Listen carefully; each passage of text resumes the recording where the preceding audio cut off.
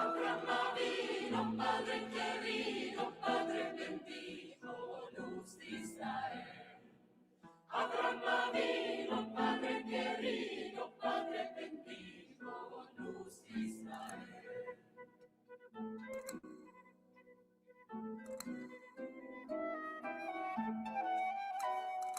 Cuando el rey Nimrod al campo salía, vino en el cielo y en la estrellería, viendo lo santa en la judería, que había de nacer Abraham vino.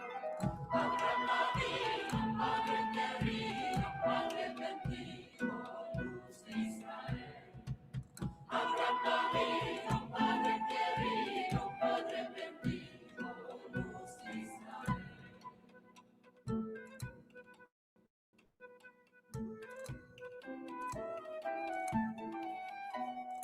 La mujer de tierra de nada, día en día ella preguntaba, ¿qué tiene la cara tan demorada? Ella ya sabía el bien que tenía. Abraham vino, Padre querido, Padre bendito, luz de Israel. Abraham vino, Padre querido, Padre bendito, luz de Israel.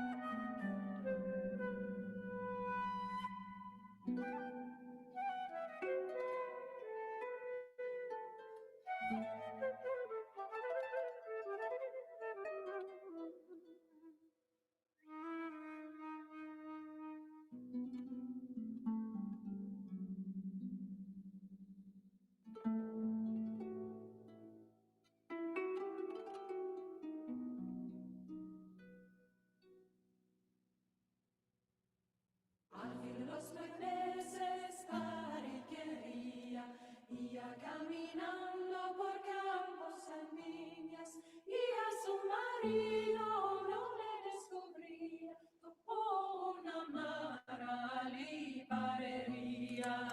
Abraham vino, Padre querido, Padre bendito, luz de Israel.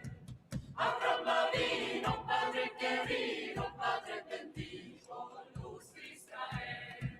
Abraham vino, Padre querido, Padre bendito, luz de Israel. Abraham vino, Padre querido, Padre bendito, luz de Israel. Abraham vino, Padre querido, Padre bendito, luz de Israel.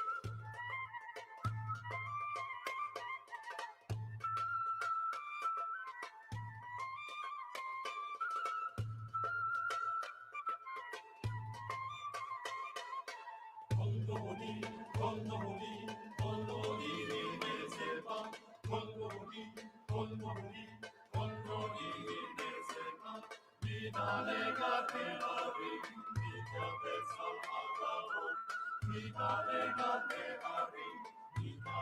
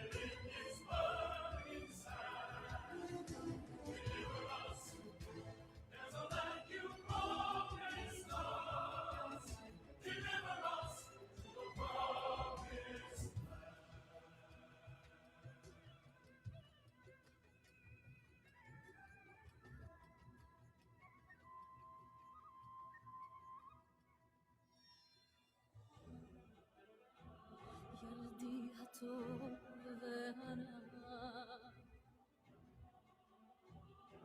אל תירא ואל תפחד.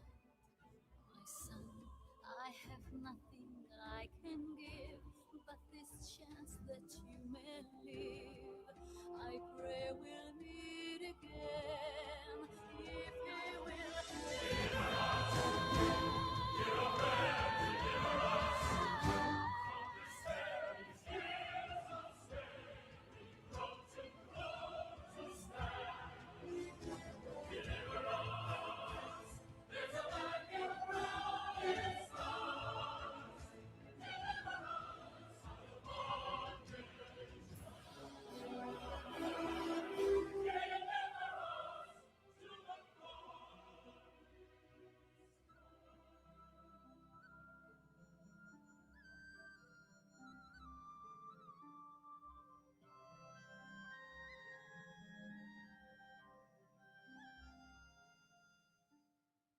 Hush now, my baby, be still now, don't cry.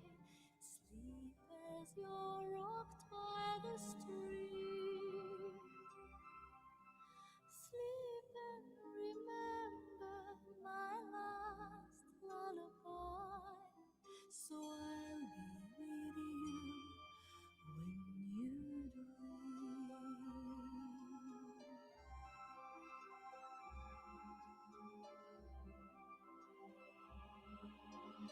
River, flow gently for me. Such precious cargo you bear.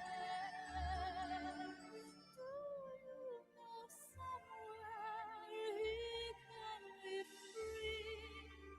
River, deliver him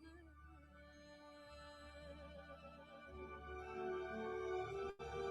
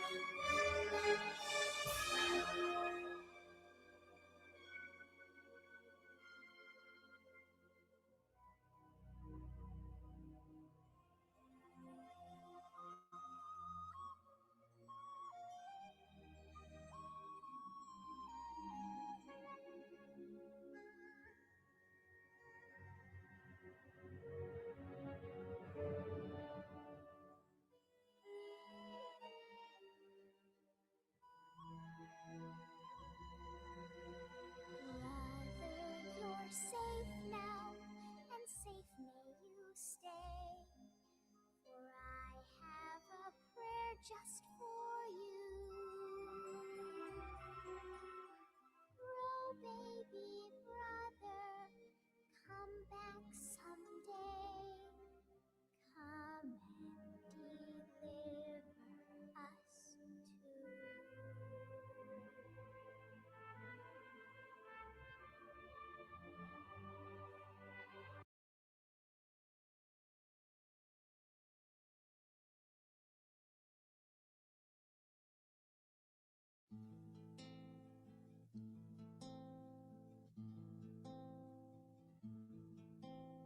שיר למעלות, אשא עיניי אל ההרים, מאין יבוא עזרי, עזרי מעם השם, עושה שמיים וארץ, אל ייתן למות רגליך, אל ינום שומרך,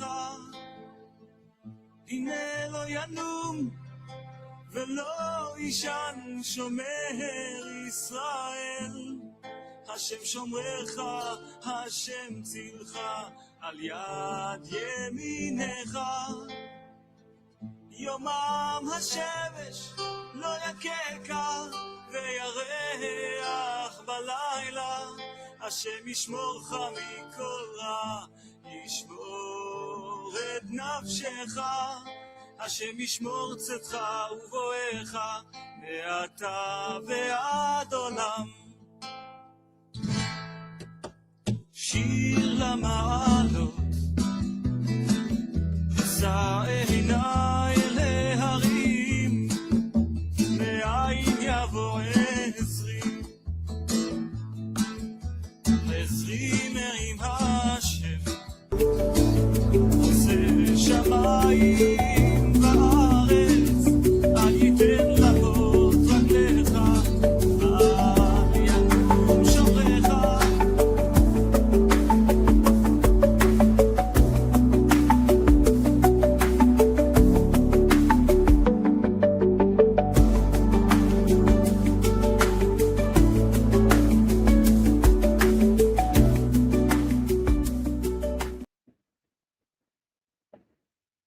Shabbat Shalom, everybody. Shabbat Shalom. Welcome to the World Alliance of Qara'im weekly Torah study. I am Hakham Melech Rahmiel, and we will be studying together for the next 2.5 hours approximately.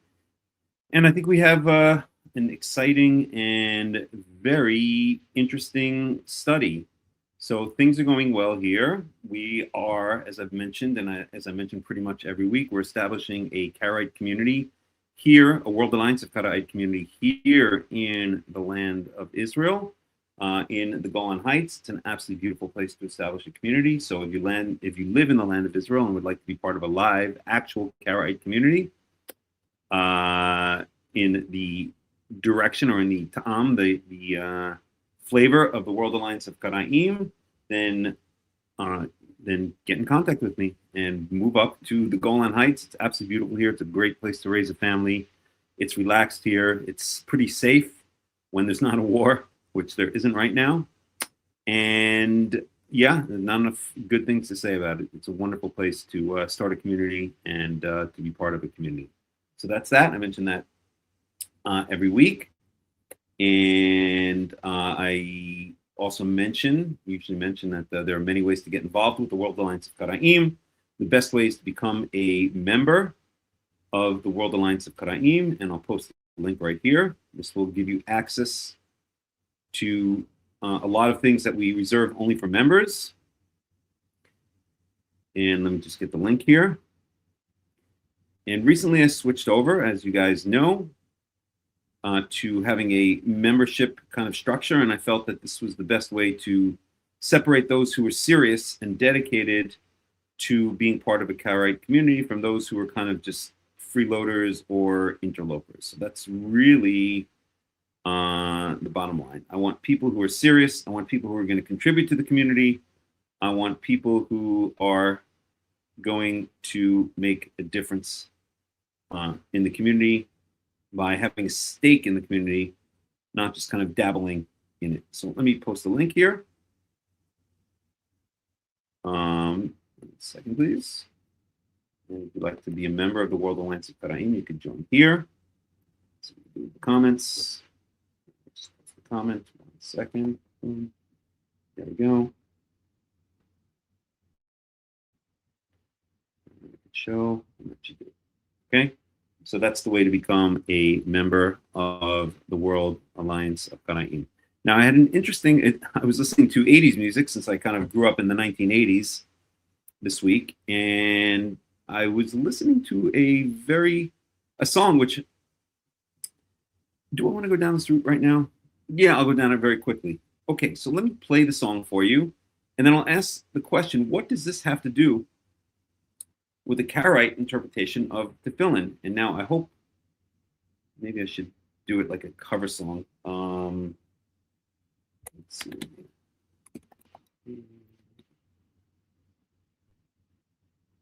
Because otherwise it's going to be,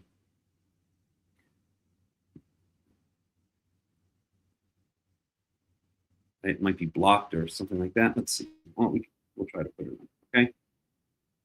Let's see what happens.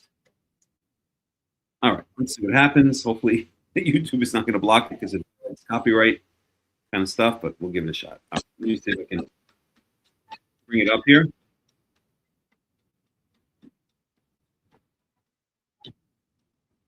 Second.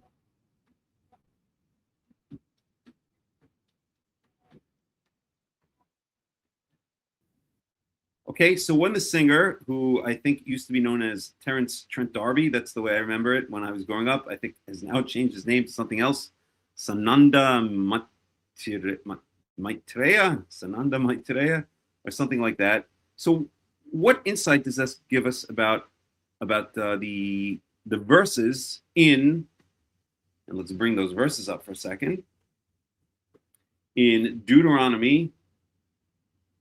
1 second, please.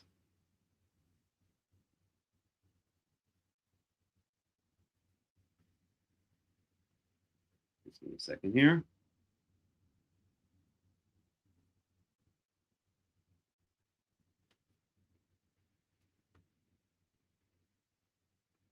Back verse.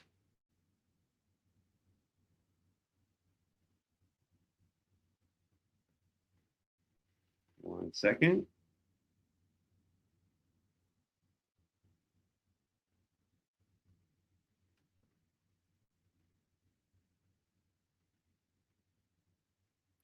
So in Deuteronomy 6, let's see if I can bring it up here. So stop this screen, stop screen, share screen. We're going to go Deuteronomy 6. I'll leave it in the English for now, okay? So Deuteronomy 6.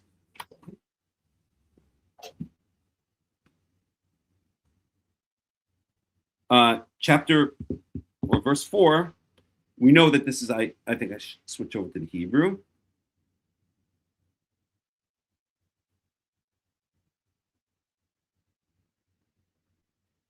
So we know that this is the verses of the Shema, starting in verse 4, right?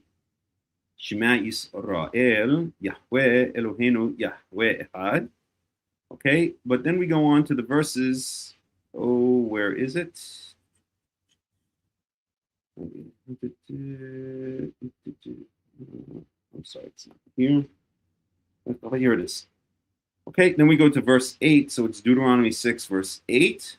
Okay, and it says, "Ukshartam leot al yodecha wahayu letotafot bein enecha," which is translated usually as, "You shall tie them as a sign upon your hand, and they shall translate as frontlets, maybe jewelry between your eyes." Let's go with jewelry, okay? So you shall tie them, speaking about what? Okay, speaking about the words of the Torah. Okay, specifically, these words, so this is really speaking about what Moses has spoken to the Israelites on that very day, but we won't get into that right now. It's instructions it's encouragement that Moses has given the Israelites. So these words that I have commanded to you today, what are you supposed to do with them? Verse 7. You shall teach them, repeat them to your children, and you shall speak about them. While you're sitting in your house, while you're walking down the street, down the way, and when you rise in the morning, when you go to sleep at night. I'm sorry, when you go to sleep at night, and when you lay down at night, and when you rise in the morning. Okay, so we can. Well, I won't even go there. Okay, because I want to focus on this. Okay, and you shall tie them as a sign upon your hand, and they shall be as jewelry between your eyes. Okay, so the rabbis we know consider these verses literally. They take these verses literally. And what do? They invented this thing called tefillin. They invented this thing called phylacteries. Actually, I think what I'm going to do is switch over to a different window so we can do it. Just give me 1 second here.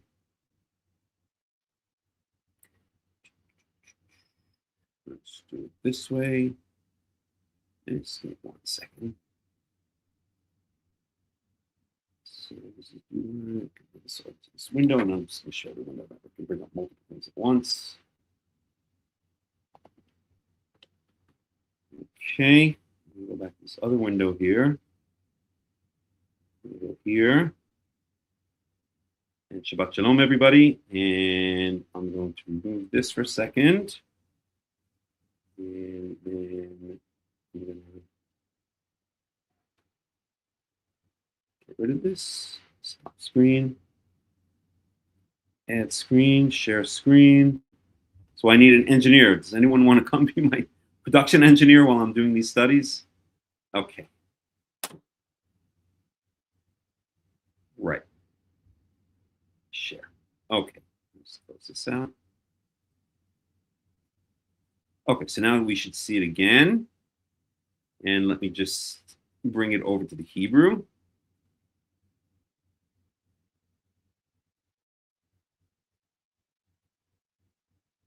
Okay, so we're in verse 8. Okay, so these words that I command you today you shall tie them as a sign upon your hand, and they shall be jewelry between your eyes. And the rabbi said this is meant to be taken literally, so they invented this idea of the tefillin or the phylacteries. You've all seen these, I'm sure, in one way or another, in one context or another. Let's take a look at the picture.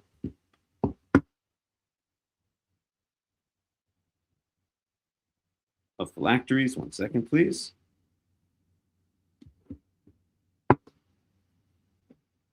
Okay, you see it. You get the idea. Tefillin. Okay, you guys know what that is. Just want to make sure you see it on the screen. Okay, that's tefillin. Those ridiculous black boxes with the ridiculous black strings that the rabbinical Jews tie to their bodies every day except holidays and Sabbaths. Okay, because they say that these verses are meant to be taken literally. That this verse is meant to be taken literally. Now, there are many ways to prove that it's not. I've written an entire article on it. Let me bring that article up, and you can take a look at the article on your own. Just give me 1 second here.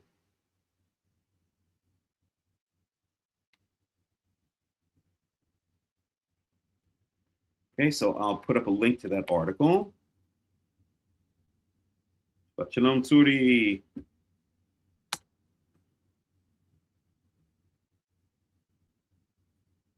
Okay, there's a link to the article. You can read that article, and I give many proofs why this verse and similar verses should not be taken literally, but should be understood as a figure of speech in biblical Hebrew. So you can read that article. I'm not going to go through the whole entire article now, but it brings other verses. So let's just say 1 or 2 of those verses, okay? I'll read it in the English here because that's what's in the article. Proverbs 3, 1 through 3. My son, my cat wants to come in. Hold on a second. I'm sorry. Soft heart for my cat. Come, sweetie boy. Come. Juliet, come. Put the blanket up. Not over there, sweetie. 1 second. Sorry, guys. Come, baby. Come here. You better behave yourself. Little boy. Get my eye on you. Come here, baby. Come.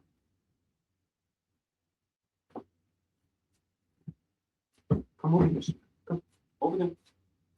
Over there. Go. Go over there. One more second, please. Sorry.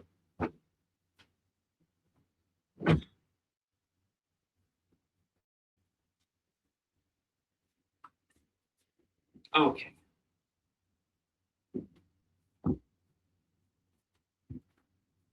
Okay. We're back. Okay, so my son, this is Proverbs chapter 3, verse 1 through 3. My son, forget not my Torah and store up my commandments in your heart. Piety and truth shall not forsake you. Bind them upon your throat. Write them upon the tablet of your heart. Clearly meant to be taken figuratively. Or Jeremiah chapter 31, verse 33. This is the covenant I will make with the people of Israel after that time, declares Yahweh. I will put my law in their minds and write it on their hearts. Okay, I will be their God and they will be my people. So we see from these verses that clearly these phrases are not meant to be taken literally. I will put my law in their minds and I will write it on their hearts. Does it literally mean that Yahweh is gonna put us on an operating table, open up our chest, take out our heart, scribble his law on our heart, and then sew us back up? Of course it doesn't. This is a figure of speech. The rabbis, as I've been saying for decades, always accuse the Karaites of interpreting the Torah literally, in a literal sense, but it's really the rabbis who do that far more often than the Karaites do. Unfortunately, some of the traditional Karaites, the quote-unquote Egyptian Karaites, and some of the medieval Karaites did have that tendency, but the better Karaites, that's too arrogant way to say it, the more knowledgeable Karaites have always understood where verses in the Torah were meant to be taken literally and where they were meant to be taken figuratively. Okay, so again, if we go back to, for instance, Proverbs 1:3, my son, forget not my Torah, store up my commandments in your heart. Piety and truth shall not forsake you. Bind them. Bind what? Piety and truth. You're supposed to bind them upon your throat. Write them upon the tablet of your heart. These are clearly figurative statements. So if we go back now, I think I'm on the wrong. You're not even seeing it. Oh, damn, I did it wrong. Okay, it doesn't matter. Let me bring it up here, and then let me close out the things on this window so I don't get confused again. 1 second.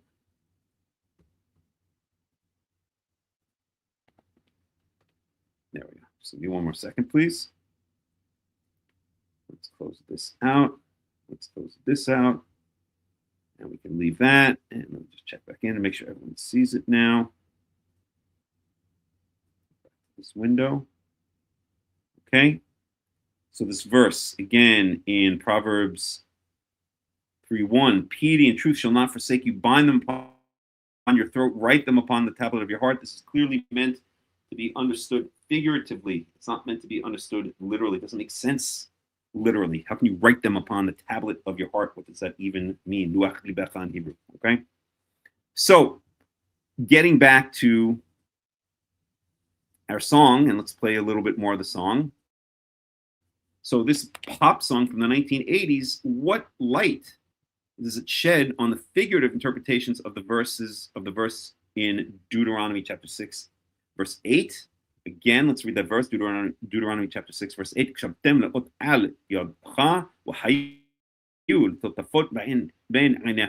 shall tie them, speaking about what? Speaking about the things that I command you today. You shall tie them as a sign upon your arm and as jewelry between your eyes. Okay? Again, the rabbis interpret that literally. They say we're supposed to literally tie these things to our hand and our heads. They have these ridiculous, I don't want to go on a rant now, but things like this cause anti-Semitism. They're so stupid and foolish, and such a distortion of the true meaning of the true wisdom of the Torah and the true wisdom of Yahweh, that not only do they cause anti-Semitism, but they cause internal anti-Semitism within the nation of Israel, within the people of Israel. You have so many Jews, so many people living in Israel, and so many people who are Jewish around the world who are just not connected to the religion, because intuitively whether they express it explicitly or not in words, intuitively, it's just so ridiculous to them. It's so foolish. It's so stupid. I mean, look at this. Is this the sign of wisdom? These stupid boxes to bind, to tie these straps around your arm and around your head. I mean, and in the times of the Talmud, as I used to learn with a certain rabbi, the pious Jews would walk around with it all day long while they were, out in the fields, while they were working their professions. So they had these smaller ones that they would walk around with all day long. These very small ones. And this particular rabbi, who will remain unnamed, he used to do the same. And before I became a Karaite, I was a student of his, and he got me into that. I'm telling you, I'd walk around all day long for a while. It wasn't too long, thank God, before I came to my senses. I would go to the bank with these little tefillin on my head. I would go whatever I was doing, go shopping with it was ridiculous. It was I look back on it, I'm embarrassed. It's so stupid and it's so foolish. Yet this is what the rabbis teach. Okay, so practically speaking, in this day and age, most rabbinical Jews will only do it in the synagogue in the mornings. But that particular rabbi, again, who I won't mention his name, I don't think very highly of him. He teaches and preaches, and I think to this day, I'm sure to this day, walks around with these stupid black boxes tied to his body all day long. It's just insanity. It's foolishness. And as I said, not only do ridiculous, I'm sorry to use the word stupid, but I'm just going to use it. I'm shooting from the hip. Not only do these stupid interpretations of the Torah cause anti-Semitism, because people are supposed to look at our nation and they're supposed to look at us and see what a wise, or understand what a wise and understanding nation we are. That's in Deuteronomy chapter 6. Right? Let's go to Deuteronomy chapter 6 for a second. Open up a new tab here. I'm sorry, Deuteronomy chapter 4, verse 6. Let's look at what this says. Okay, this is a verse I quote in the Torah all the time. Okay, so we'll start in verse 5. This is Deuteronomy chapter 4, verse 5. Ra'eh limadti etchem hokim u'mishpatim. Behold, or see, I've taught you statutes and judgments. Kasher tziwani Yahweh. This is Moses speaking to the people. It's Deuteronomy. Deuteronomy is essentially Moses speaking to the people in 3 different speeches. Kasher tziwani Yahweh Elohai, as Yahweh, my God, has commanded me, lasot ken b'kerev haaretz, that we should do so when we enter the land, literally in the midst of the land. Asher atem ba'im sham l'rishta, which you are going to inherit. Okay, so I've taught you these commandments. I've taught you these statutes and these judgments that Yahweh has commanded me. I've taught them to you, says Moses. Okay, and verse 6. This is such a key verse in the Torah to understand the role of the Torah, or how the Torah relates to the entire world. Shmartem va'asitem ki hi chochmatchem ubinatchem b'einei ha'amim. Let's just go up to this part of the verse right there. Keep them, guard them, and do them, because this is your wisdom and your understanding in the eyes of the peoples, in the eyes of the nations. In other words, by keeping and doing these laws, the other nations will look at you and see you as a wise and understanding nation, as a wise and understanding people. It says so explicitly. Asher yishma'un et kol hachukim ha'ele, who will hear, meaning these other nations will hear all of these statutes, or will hear about, or hear of all of these statutes. Ve'amru, and they shall say, Rak am Hakham Menavon Hagoy Hagadol Hazeh. What a wise and understanding, how wise and understanding is this great nation. Okay, so the other nations are supposed to look at the laws of the Torah. They're supposed to understand, or they're supposed to take a look at how Israel keeps the Torah, and they're supposed to say, "Wow, this is such a wise and understanding nation." We actually see that in the book of First Kings, when the Queen of Sheba hears of the wisdom of Solomon and comes to visit Solomon and asks him all kinds of questions, all kinds of riddles, and he answers all of them. And she's incredibly impressed by the wisdom of Solomon. The wisdom of Solomon is the wisdom of the Torah, is the wisdom of Tanakh, is the wisdom of Israel, is the wisdom of Yahweh that's passed on to Israel through our connection with him. So the other nations are supposed to hear of our laws and be impressed by the incredible wisdom in these laws, the incredible wisdom of our people, of the people of Israel, just as the Queen of Sheba was impressed by the wisdom of Solomon in the first book of Kings. So when they don't do that, something's wrong. Because it says here that's what they're going to do. So I wrote a book. Maybe I should even post a link to that book. I will post a link to the book if you give me 1 second here. I can get it here. I think it's here. So I wrote a book called the Torah in the Marketplace of Ideas, which gets into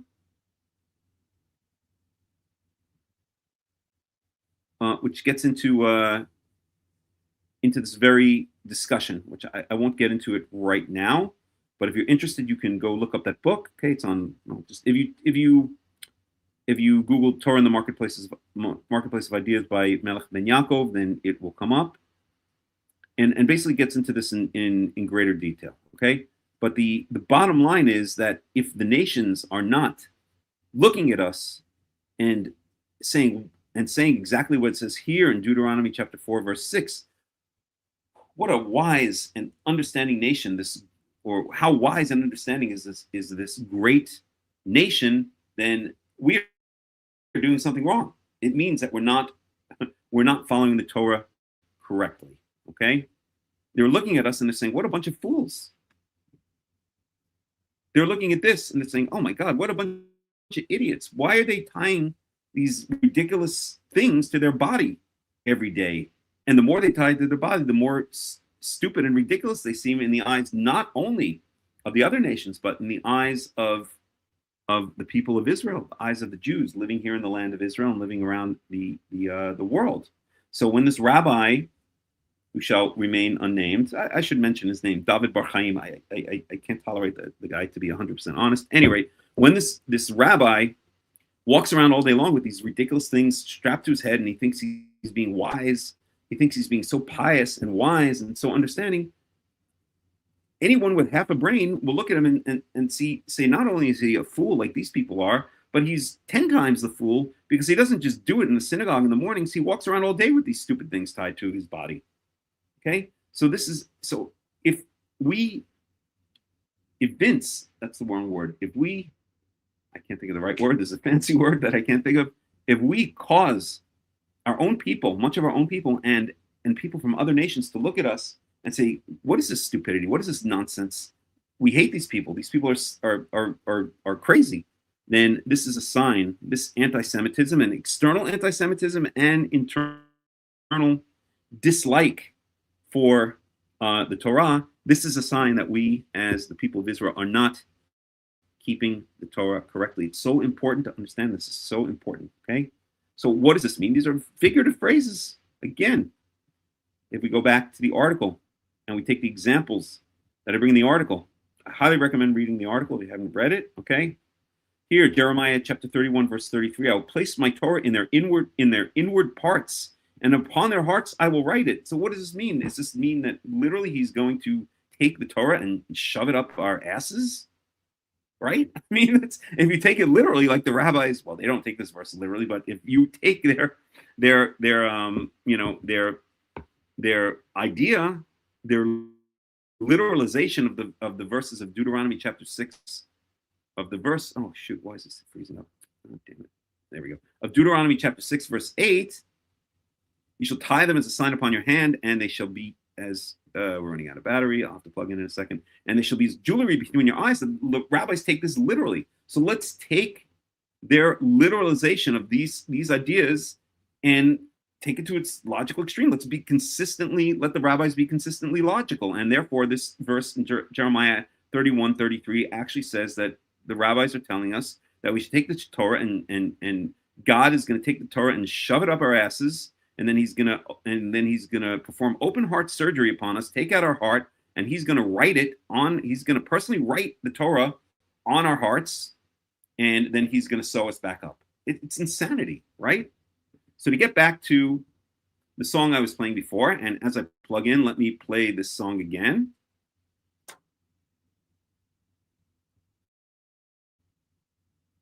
I don't understand what's going on here. Why is this thing freezing up? What's going on? This thing keeps on freezing up and it's pissing me off. Give me a second here, please. Okay. I don't understand what's going on. Are we on? Are we live? Can someone tell me if they can hear us live? I'm hoping. I don't know why it was freezing up. Maybe there was one of the windows here. Sometimes I will do that. Let me close out some of these windows here. And it's not that. I think it's going to be that. It might have been the Lulu.com. Hopefully that's that. Okay, so let me get the song playing again. Okay, listen to this song from this pop song from the 1980s that I remember from when I was in high school, and ask, what insight does this give when this singer, this pop singer, Trent D'Arby, now known as something else, sings his tagline? Does he mean it figuratively? Why is this thing freezing up? This is starting to piss me off. I don't understand what's going on. I don't understand what's going on. It's freezing. I don't know. I may have to quit and go back in. I'm not sure what's going on here. Let me try plugging in. Just give me a second. Let me see if I can get the song going.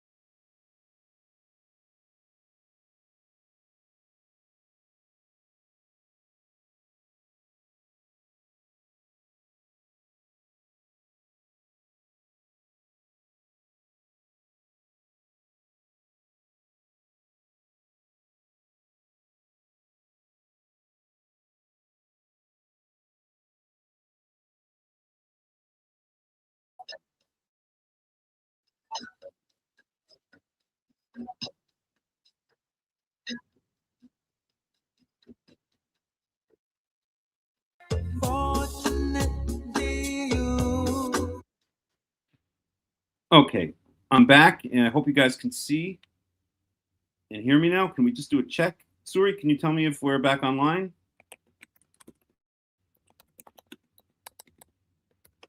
Fortunately, technical issues happen. That's just the way it is.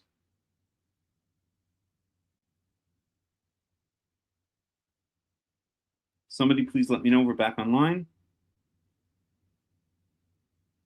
Oh, Jesus, what is going on here? Don't understand.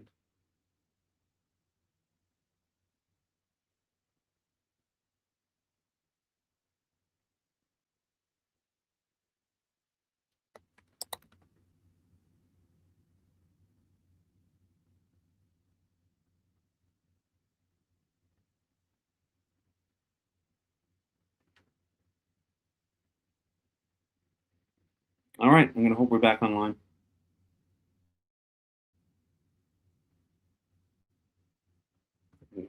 online. Let me just do something very quickly here.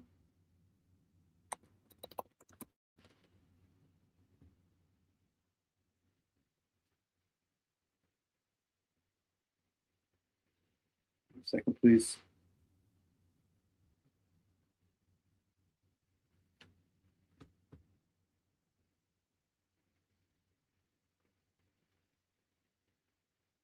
Should be okay.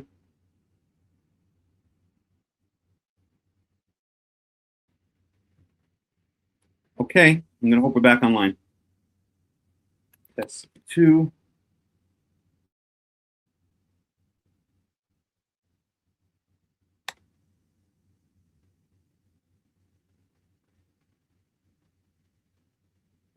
It says we're connected on all channels. I'm sorry, just give me a second here.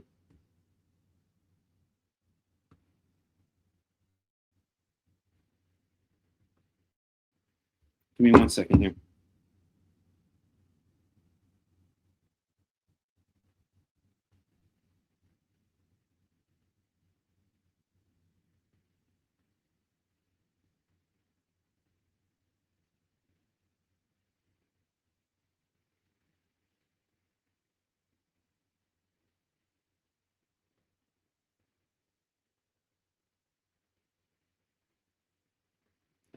So you're not. Just give me 1 second. I'm sorry.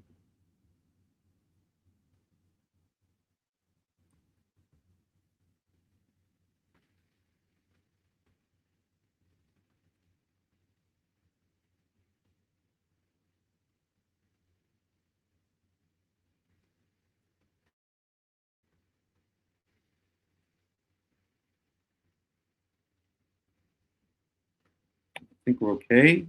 Give me 1 more second here.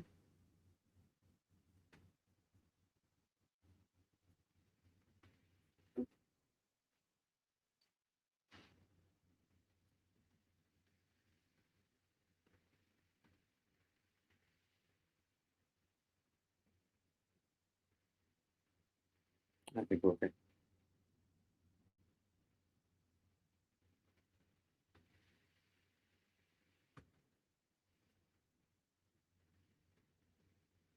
Just do another check.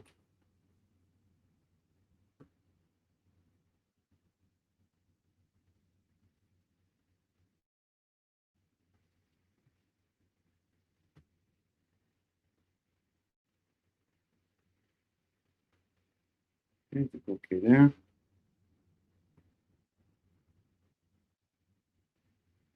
Yeah, we're okay. Okay, we should be good. All right, I'm going to hope that the technical problems are over. And let me continue playing the song here. So let's do it this way. It's going to be removed. Screen. Share screen. I'm sorry for the interruption. Sometimes there's just nothing I can do about it. It's just the way it is. See, the screen is being shared. Let's go over to this window here.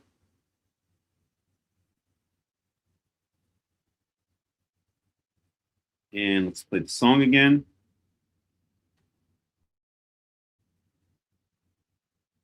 Second.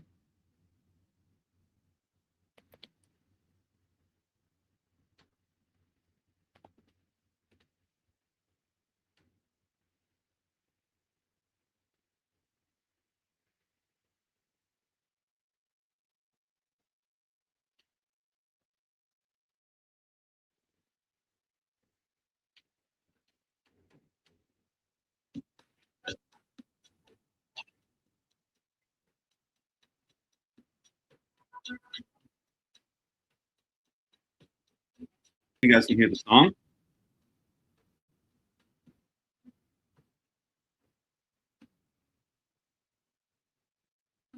Right.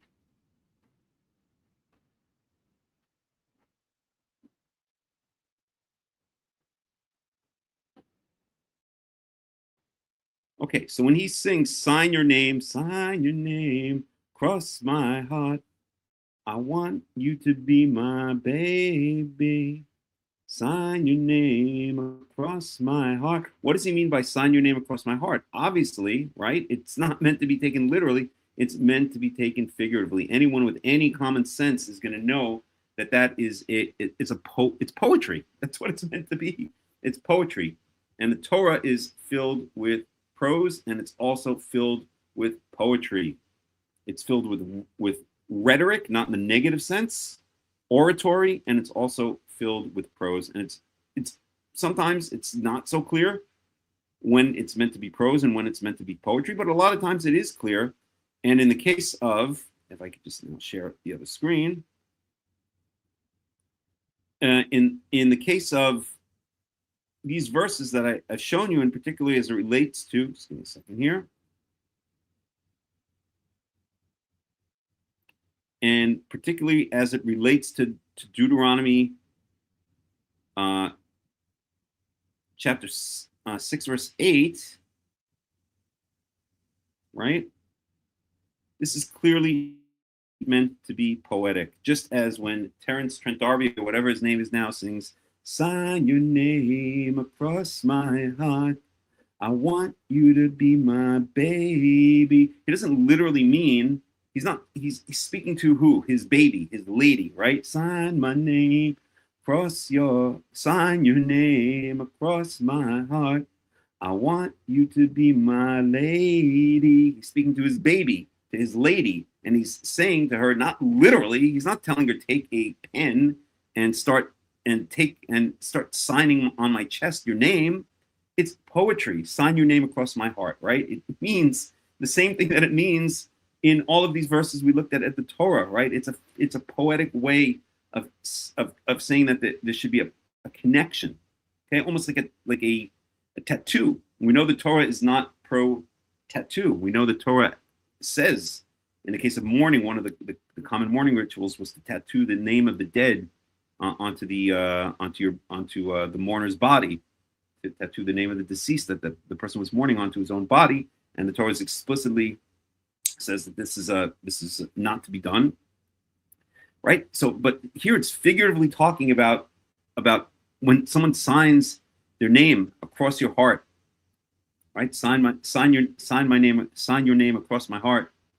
Or when someone ties these words as a sign on their hands and as jewelry between their eyes, it all is referring to that same kind of metaphor that stretches all the way back to ancient Israel, to ancient languages, and all the way forward to modern times, where that same metaphor is being used. And I'm sure that Terence Trent D'Arby, or whatever his name is now, was not thinking about these verses from the Torah. It's just a common metaphor that we can find in the literature of many, many different cultures, that metaphor means that there should be, to engrave it, right? Just as Terence Trent D'Arby is saying to his baby, to his lady, that he wants a permanent connection by her signing her name across his heart, figuratively speaking, right? What he's trying to say is, etch yourself into me, permanently be connected to me, permanently be a part of me. And that's exactly what these verses are saying here. When Moses is saying, and this is all part of his oratory, this Deuteronomy is part of the oratory of Moses, part of the oratory of Moshe. When he's saying here, and many of the things he says in Deuteronomy, right? When he's saying tie them as a sign between your upon your arm and as jewelry between your eyes, it's that same idea that's being expressed. It's that same poetic idea that's being expressed, right? That these commandments that I'm transmitting to you, that I'm saying to you, that come from Yahweh, should be etched, figuratively speaking, etched into you, the people of Israel, and should form a permanent connection between you and Yahweh, your God. Okay, so enough of that rant, and let's go on to some other things now. Okay, let's go on to some other things. So we're going to talk now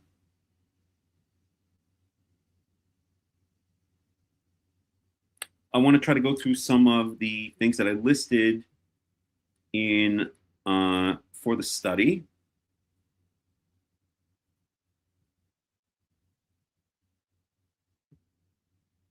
Okay, so let's go through. We were learning last week a little bit of the book of Malachi, and I'd like to go back to the book of Malachi, and study that a bit more. So let's do that. Any questions, any comments so far on what we've been saying?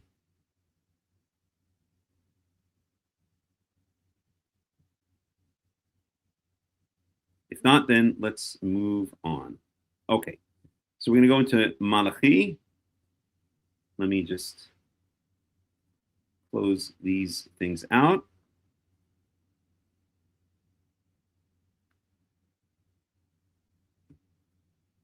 Oh my God, it's hot.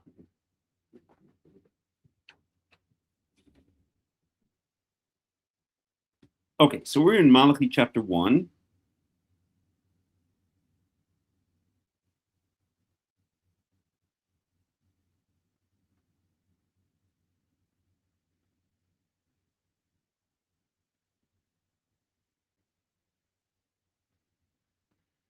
We finished chapter 1, and we saw that chapter 1 consisted of a number of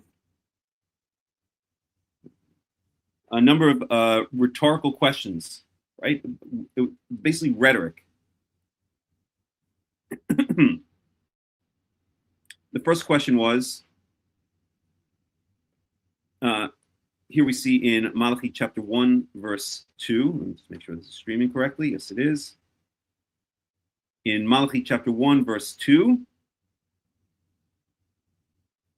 Okay. Ahavti etchem amar Yahweh. I love you, or I've loved you, says Yahweh. But you say, how do we know that you love us? And then Malachi goes on to give the distinction, or his answer is that the proof that Yahweh loves you is the distinction between the land of Israel and the land of Esau. The land of Esau is a barren wasteland, but your land is a beautiful green land. And no matter what Esau does, he cannot rebuild his land. He cannot make his land fertile. So that proves, that is Malachi's answer as proof that Yahweh loves Israel, by drawing a distinction between the love that Yahweh has for Israel and the hatred that Yahweh has for Esau, for Edom, later the Idumeans. The second question, Yahweh asks this question: Ben yechabed av ve'eved adonau. A son gives honor to his father, and a slave to his master. And if I am your father, where is my honor? And if I am your master, where is my fear? Where is the fear you have for me? So this is a question. This is a rhetorical question, or a dialectic, right? These are called dialectics. They're back and forth. So questions and answers going back and forth between Yahweh and Israel. Okay, the first one was asked by Israel.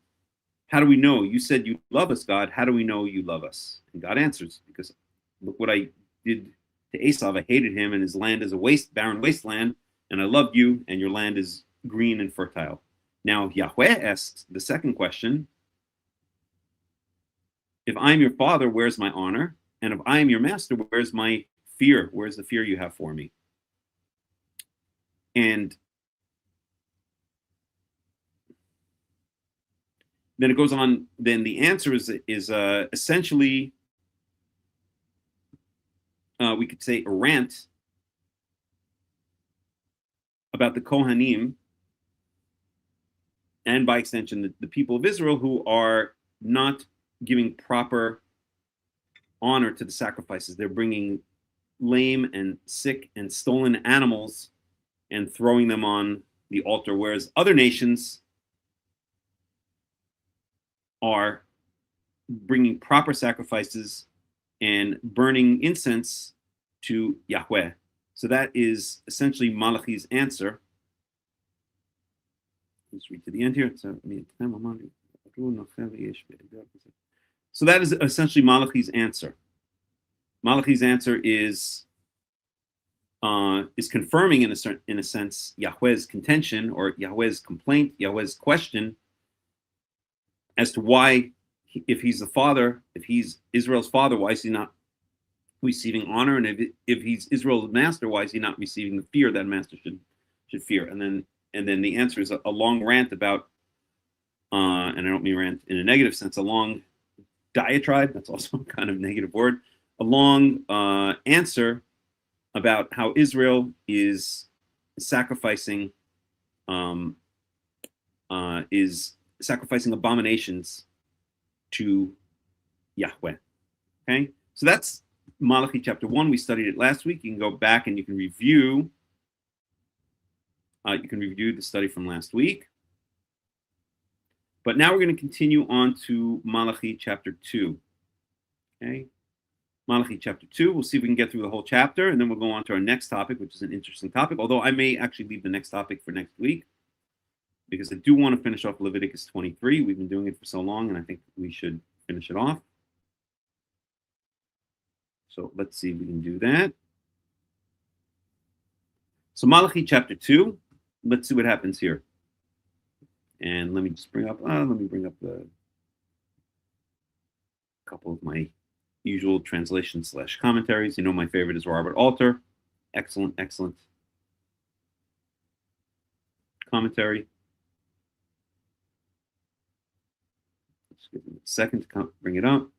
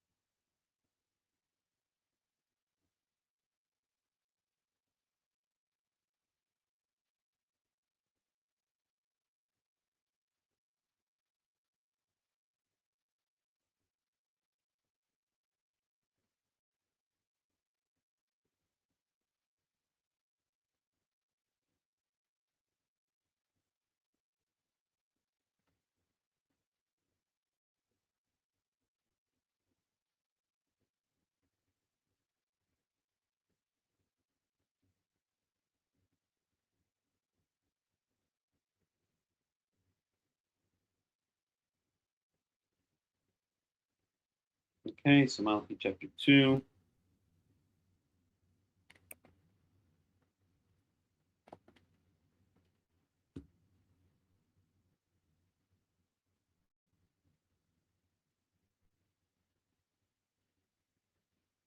One more second, please.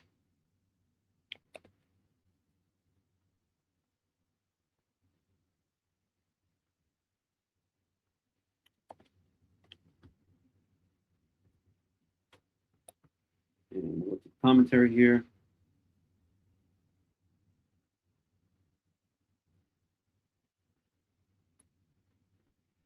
Okay. So this is a continuation, essentially, of Malachi's rant against the priests, against the Kohanim.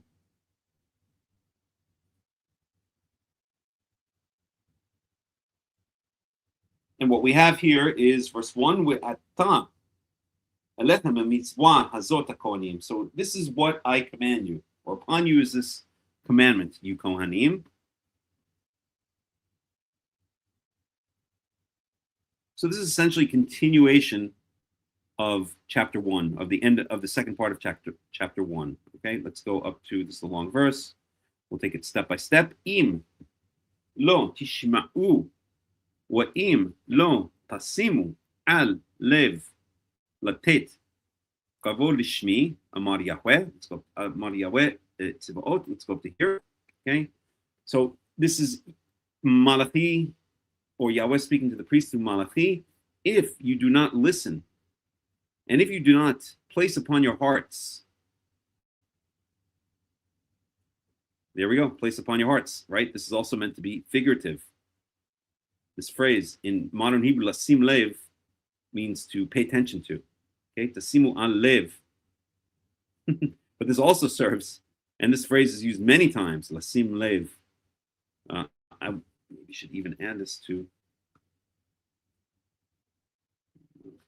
2.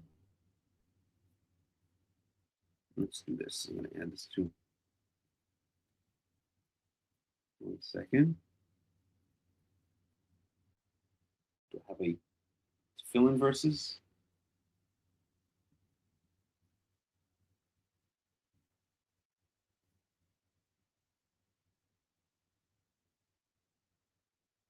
Shosha, what are you doing?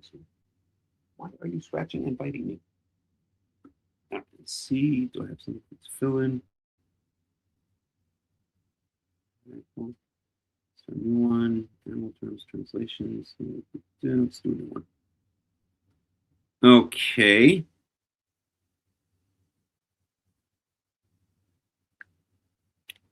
We'll call this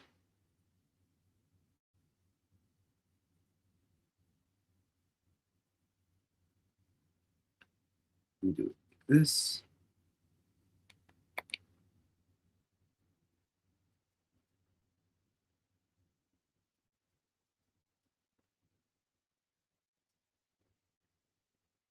Rename.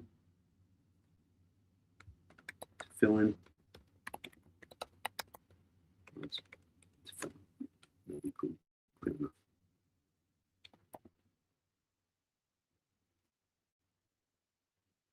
Okay, so verse. Okay, so I don't need all of this. Verse. And translation.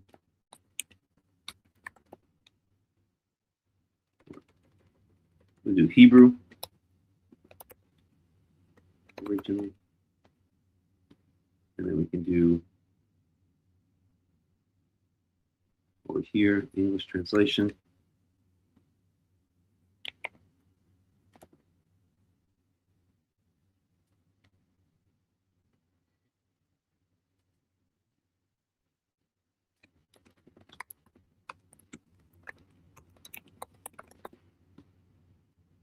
Okay.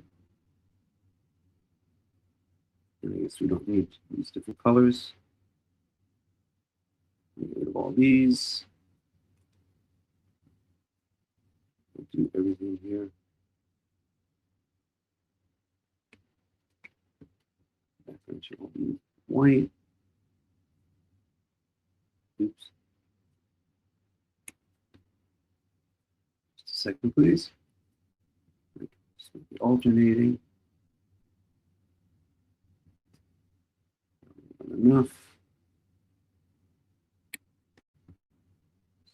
Format, alternating colors. Oops.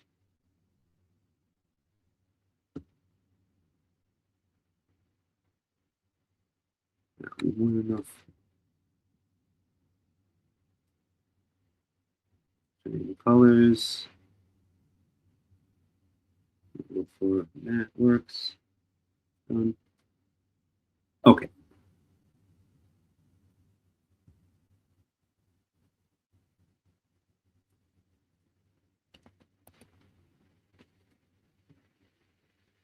One more second here.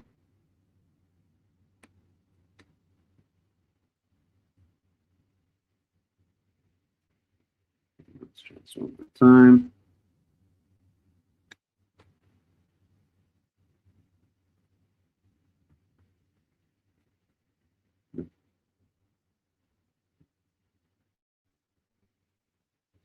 One more. Doing it. Colors. Okay, whatever. Okay, so right. So let me write this down. So Malachi 2:2.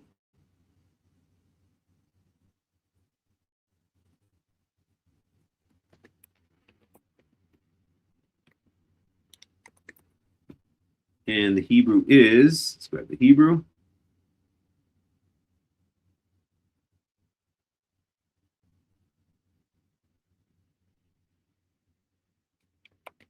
Okay.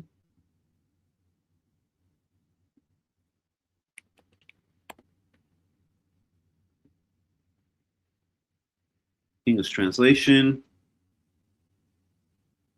We have Robert Alter's English translation.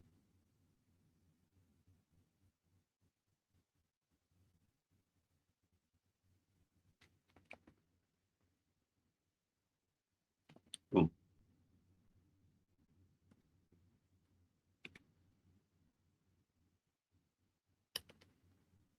Okay, good. Let's make sure this wraps around too. Format, wrapping, wrap. This we can bring out more.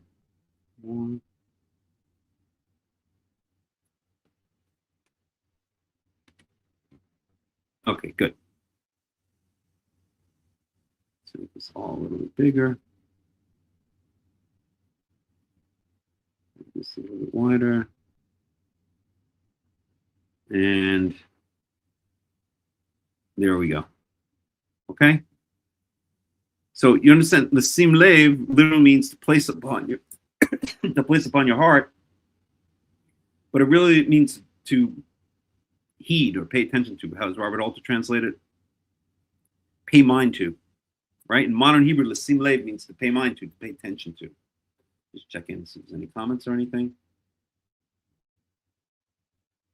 Shalom, everybody. Hope you're enjoying the study so far. So, oops.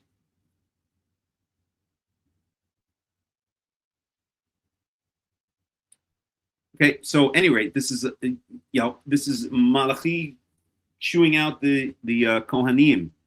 So if you do not listen, if you do not listen, and you do not pay attention to, pay mind to, giving me honor, latet kavod l'shmi, to give honor to my name, Amar Yahweh Tzevaot, says Yahweh of hosts, shilachti bachem et ha'me'era ve'aroti et birchotechem. Okay, so if you don't do this, so remember, again, let's get the context here. In chapter 1, Yahweh asks, if I'm your father, where is my honor? And if I am your master, where is my fear? And then Malachi goes on to berate the Kohanim for disrespecting Yahweh's table, meaning his altar, throwing lame and sick and stolen animals on his altar, whereas the other nations give him proper sacrifices. And that was the response to Yahweh's complaint, to the dialectic between Yahweh and Israel. And now this is a continuation. So that's it. That dialectic is done, but this is a continuation of chewing out the priests. Actually, let me just see something. Textual note here. Yeah, so there is actually there's a samach here, which means a pashat stuma. It's kind of like a paragraph ending, not quite a chapter ending. So this really begins a new thought here. So chapter 2 continues that thought. Okay. So shilachti bechem et ha'me'era ve'aroti et birchotechem. So I will send upon you the curse, a curse, and I will curse your blessings. Okay, that which I previously blessed is maybe a better way to translate it. In other words, that which I would otherwise have blessed, which I wanted to bless, I will curse. Okay, the word aroti or arur is cursed. So aroti means I will curse, and me'era comes from that same root. Okay. Okay, the root is going to be, let's see for myself. Arar is the actual root. Aleph resh resh. Okay, which means curse, to bitterly curse. Okay, bitterly curse. Or the BDB translates it as curse, etc. Okay, so I will curse your blessings, or I will curse that which I wanted to bless. Maybe is the implication there. Robert Alter, let's see his translation. I will let loose the curse among you and make your blessings curses. Oh, okay. Good translation, as always. Okay, Vigam Rotiha. Okay, so this is a. Okay, let me read this whole phrase here. I will send upon you the curse, and I will curse and I will curse that which was blessed. Curse your blessings. Or how does Robert Alter translate it again? I will make your blessings curses. Vigam arutiha, and I will certainly curse arutiha. I will certainly curse it. Female it, probably referring to the blessings. Again, let me just get Robert Alter on this. Yes, make them curses, right. So he is agreeing with my understanding of it here. This is repetition. Okay, so again, let me translate this literally. I will send upon you the curse, and I will turn your curses into blessings, using Robert Alter's translations. I'm sorry, turn your blessings into curses, and yes, I will curse them. Okay, meaning I will curse the blessings.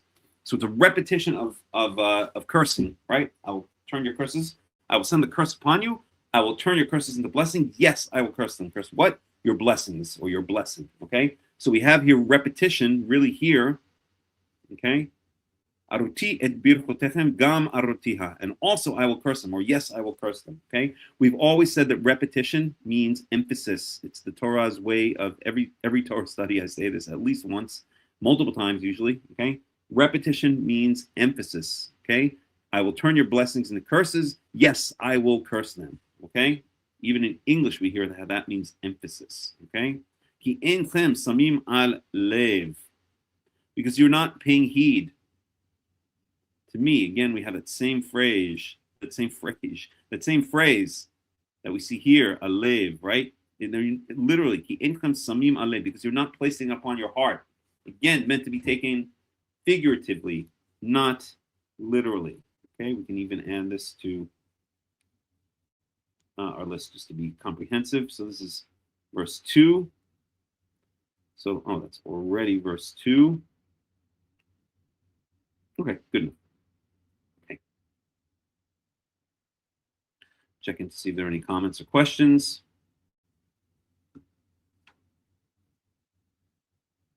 Okay. Verse 3.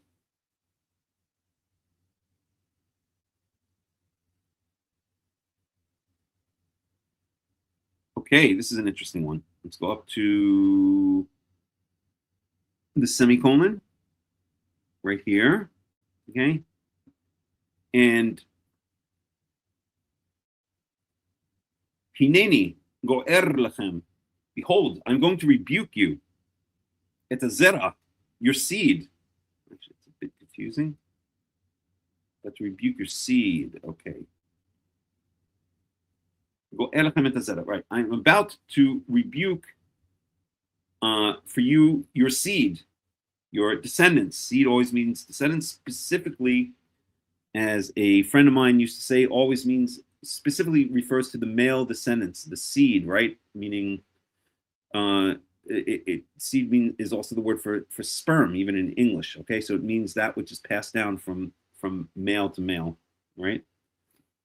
In Hebrew also, zera literally means sperm. That's what it means, seed. Okay, so I'm going to rebuke your seed. I'm going to rebuke your descendants. V'zireti peresh al penechem, and literally, I'm gonna rub shit on your face. That's literally what this says. Okay, I'm gonna rub shit all over your face. That's what this is saying. Peresh. This word here, peresh. It's the same word as the it's the same word as the prushim, the Pharisees. The Pharisees in Hebrew, the prushim. There are different theories as to why they're called the prushim, but one of the theories, I guess the most common theory, is they would separate themselves from the rest of Israel by their very strict keeping of the laws of purity and impurity, of tumah and tahara, which they did not need to do. But of course, everything they do is a little bit bizarre and exaggerated.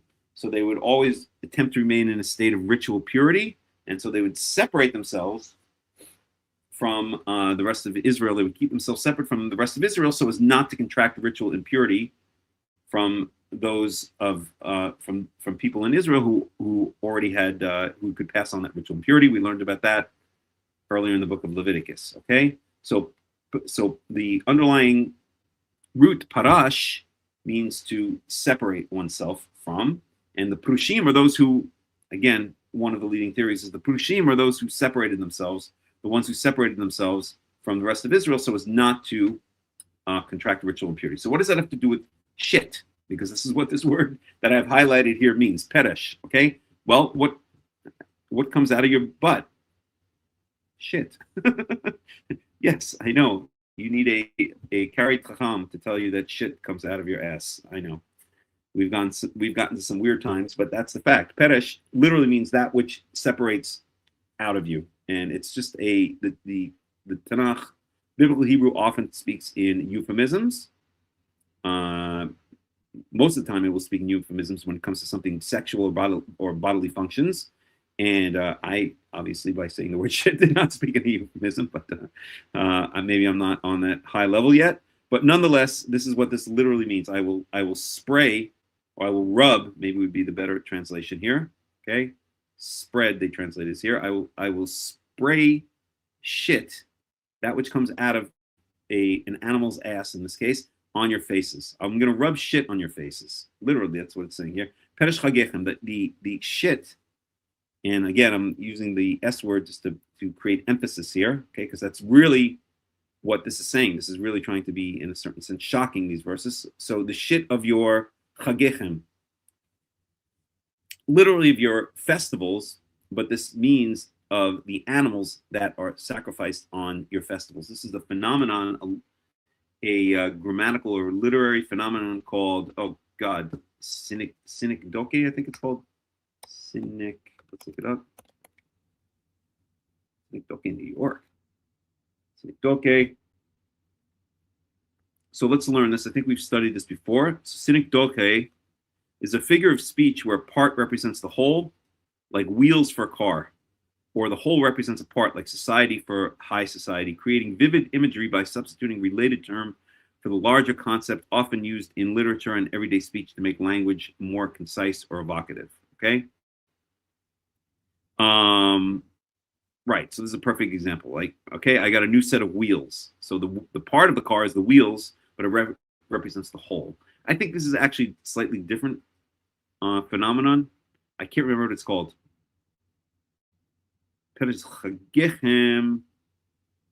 I'll have to look it up. I don't think it's exactly synecdoche, but it doesn't matter. What it's referring to here is the shit that comes out of the sacrifices that are supposed to be brought on the Chagim. The Chagim are what we're going to learn when we study, or what we've been learning in Leviticus 23, meaning the annual festivals, right? Chag HaMatzot, Chag HaShavuot, Yom Teruah, Yom HaKippurim, and Chag Sukkot. Okay, these are the yearly festivals, the yearly cycle festivals. Okay, so on those festivals that we learn explicitly, in, where was it again?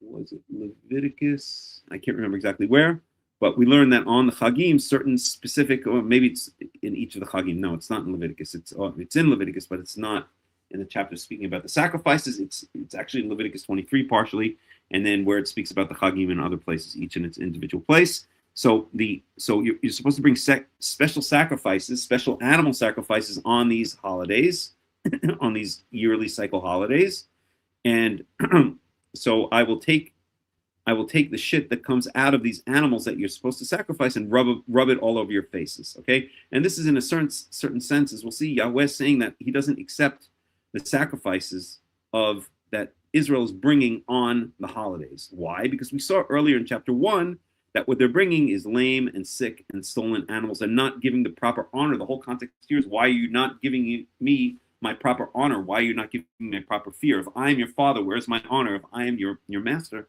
where is my fear? Okay, so they're bringing We saw in chapter 1, they're bringing substandard sacrifices. You're supposed to bring the first and the best to Yahweh, or in the case of the animals, the best of your flock.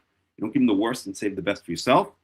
You give him the best, because it was through his blessing that that you have these animals to begin with. Okay, so these very same animals that you're supposed to bring the best, and you're bringing substandard animals on the holidays. What am I going to do with it? I'm going to take the shit from those animals and I'm going to smear it all over your face. Okay, that is karma. That is what the rabbis like to call, or what we call in, I won't say the rabbis, it's nothing to do with the rabbis in this context, what we call in modern Hebrew, midah keneged midah, right? It's karma, right? You bring me the substandard sacrifices. You want me to accept these substandard sacrifices and favor you and shine my face upon you? No, I'm going to take these substandard sacrifices. I'm going to take the shit that comes out of them. I'm going to rub it all over your faces, because you are not giving me the proper honor as a father and as a master. Okay.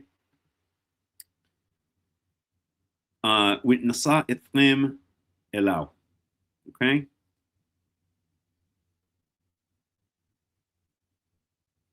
And I have no idea what that means, to be 100% honest. It doesn't make sense to me. Let's get a commentary. I mean, I know what the words mean, but I'm not getting the context here. Okay, when asatchem elav, literally, and he shall carry you up or carry off to him. Who is the he? I'm not sure. Let's get a commentary here. All right, let's get a little bit of comment. Let's get some commentary here in general on what we've been reading here. Okay, so give honor to my name. This is chapter 2. This phrasing reflects a tendency in the Second Temple period to substitute God's name for direct references to the deity. Oh, okay, fair enough. This literal sense is curse your blessings, but this is the obvious meaning. An important function of the priest was to bless the people. Okay, your seed.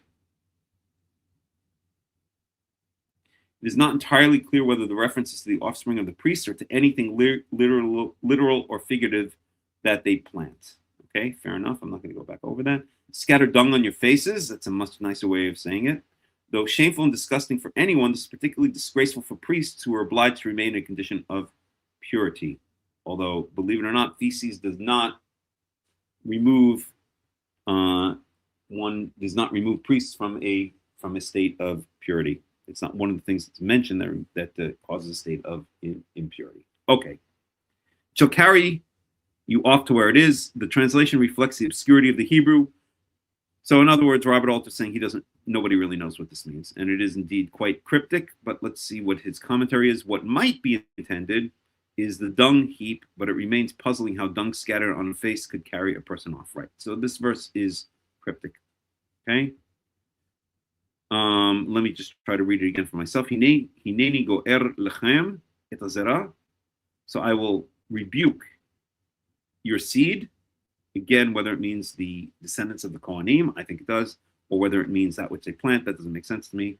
And I will smear shit all over your faces, the shit that comes out of your holiday sacrifices. V'nasa etchem elau.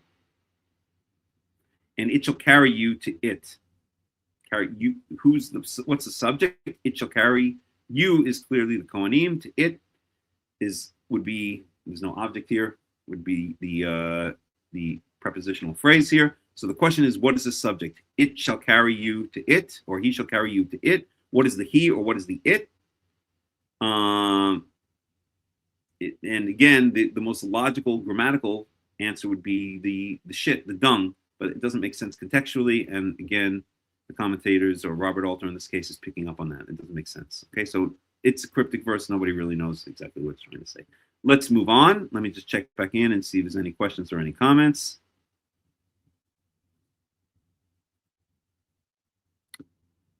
Okay. Verse 4. We'll go up to the semicolon. We datem ki shilachti alechem et hamitzvah hazot.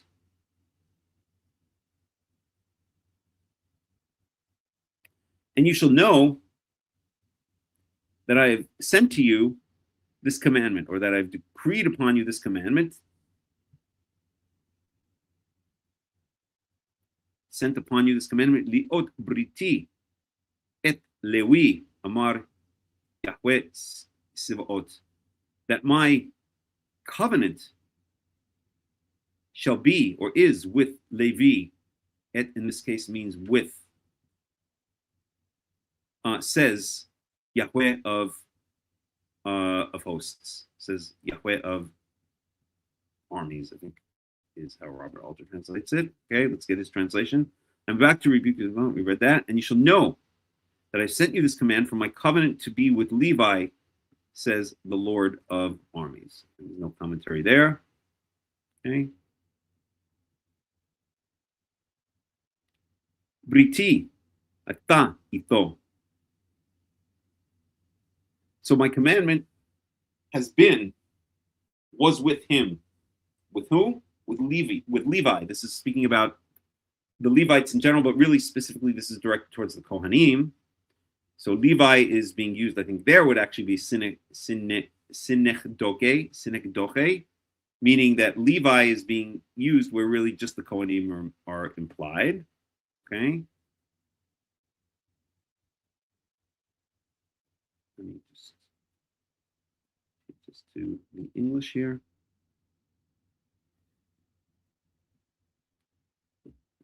So what is this covenant that has been with the Kohanim?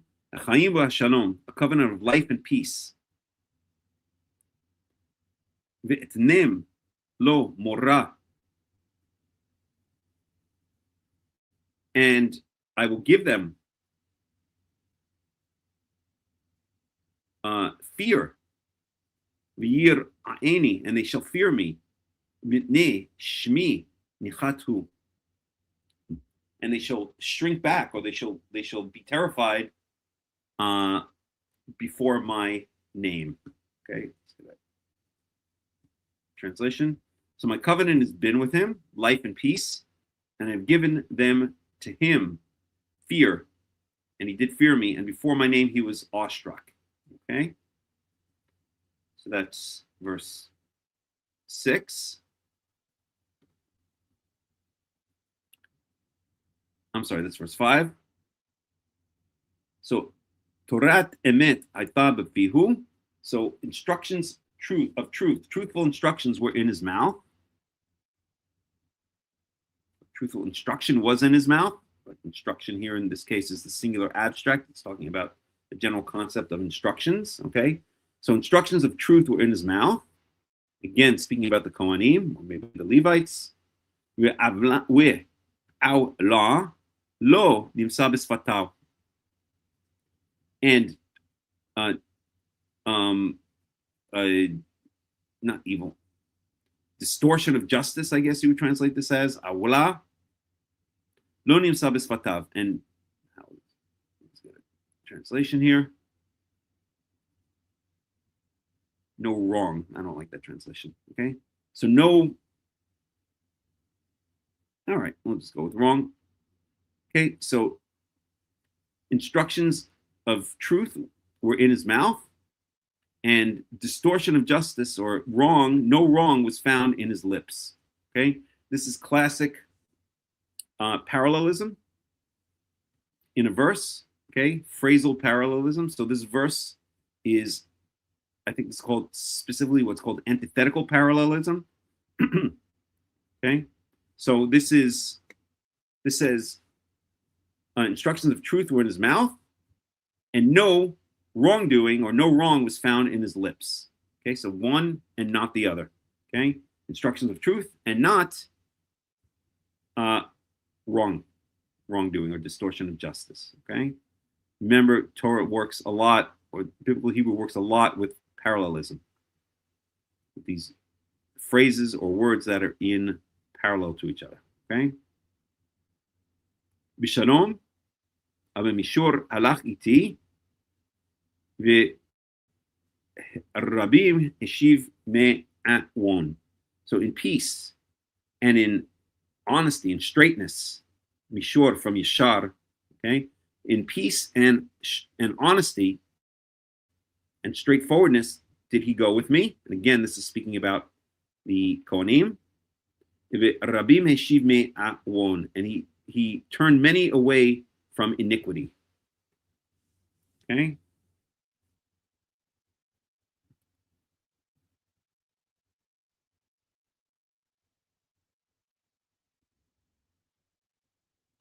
So this is speaking about what should have been with the Kohanim, or what should have been with the Levites, really the Kohanim.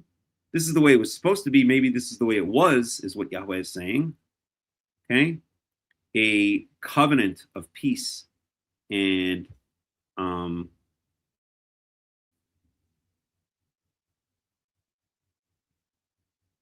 where was it? And of life and peace.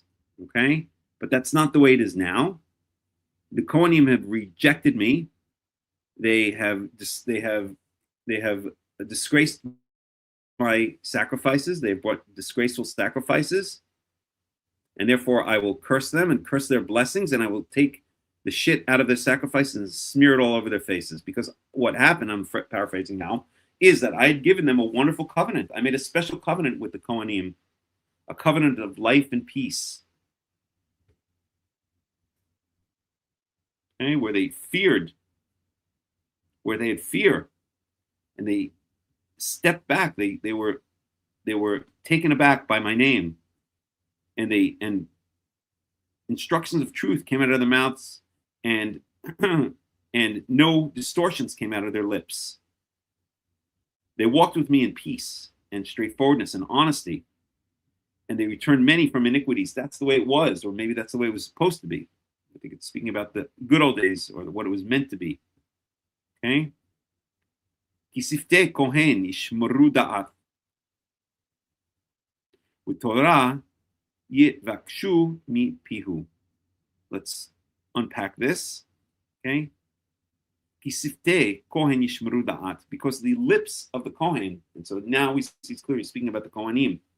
And the Levites, when it's speaking about Levi, there, the Torah was actually using synecdoche, okay? It was using the whole representing a part, okay? So society for high society. In this case, it's using the Levites to represent the Kohanim. It's really specifically speaking about the Kohanim, okay? Kisifte Kohen yishmeru da'at, because the lips of the Kohen, Kohen is the priest, of course, will guard knowledge. Okay, we'll have knowledge behind them, or behind the lips of the Kohen will be knowledge. Okay, we'll keep knowledge. Maybe that's a better translation. Because the lips of the Kohen will keep knowledge, or keep up, store up knowledge. Maybe is a better translation. With Torah yivakshu mi pihu, and they will come seeking out instruction from his mouth. Okay, Torah in this case does not mean the Torah. It doesn't mean the 5 books of Moses. Torah means instruction. It's in parallel with knowledge, with da'at. Again, this is classic parallelism that we see. These two phrases are in what's called synonymous parallelism. The second phrase is kind of a phrase that is synonymous with the first phrase. Let's look at it again. Because the lips of the Kohen shall store up knowledge, and people should come to search out instruction from his mouth. Okay? So what does he have? He has knowledge and instruction. Knowledge and instruction are in parallel. Here we have lips, and here we have his mouth. Okay? The lips of the Kohen shall store up knowledge and instruction, and people should come seek out instruction from his mouth. Okay? So these are two parallel phrases that complement each other. They're synonymous, complementary parallelism. Yahweh because he is a messenger of Yahweh. Really an angel. Malach Yahweh, it literally means a messenger of Yahweh. But when it's used, and this is a deliberate play on words, when it's used, usually in the Tanakh, Malach Yahweh means an angel, means not a human being, but someone that Yahweh sends to this earth to take on not always a human body, but to take on some kind of, and it's not always in this earth, but an angel, basically. Okay, but that's not the context here. This is basically saying, so angel, there's no word for angel specifically in Hebrew. In fact, the word in Hebrew for an angel is a malach Yahweh, is a messenger of God, okay, God's messenger. And in fact, the word angel comes from the Greek angelos, which means a messenger. So angels just also means the same thing, a messenger, but the implication there, an angel is a messenger of God, of course, okay? But here he's not speaking about some angel from a different realm. He's saying that the Kohanim are messengers of Yahweh. And so this is a deliberate play on words. He's not saying they're angels, but he's saying that like angels, they are messengers of Yahweh. It's deliberate use of this phrase, malach Yahweh, but in this case, it means that they are messengers of Yahweh. How are they messengers of Yahweh? Okay, because they store up knowledge and they have instruction that people come to hear. So in that sense, they're the messengers of Yahweh of hosts, the God of hosts. Okay, we check back in and see if there are any questions or comments.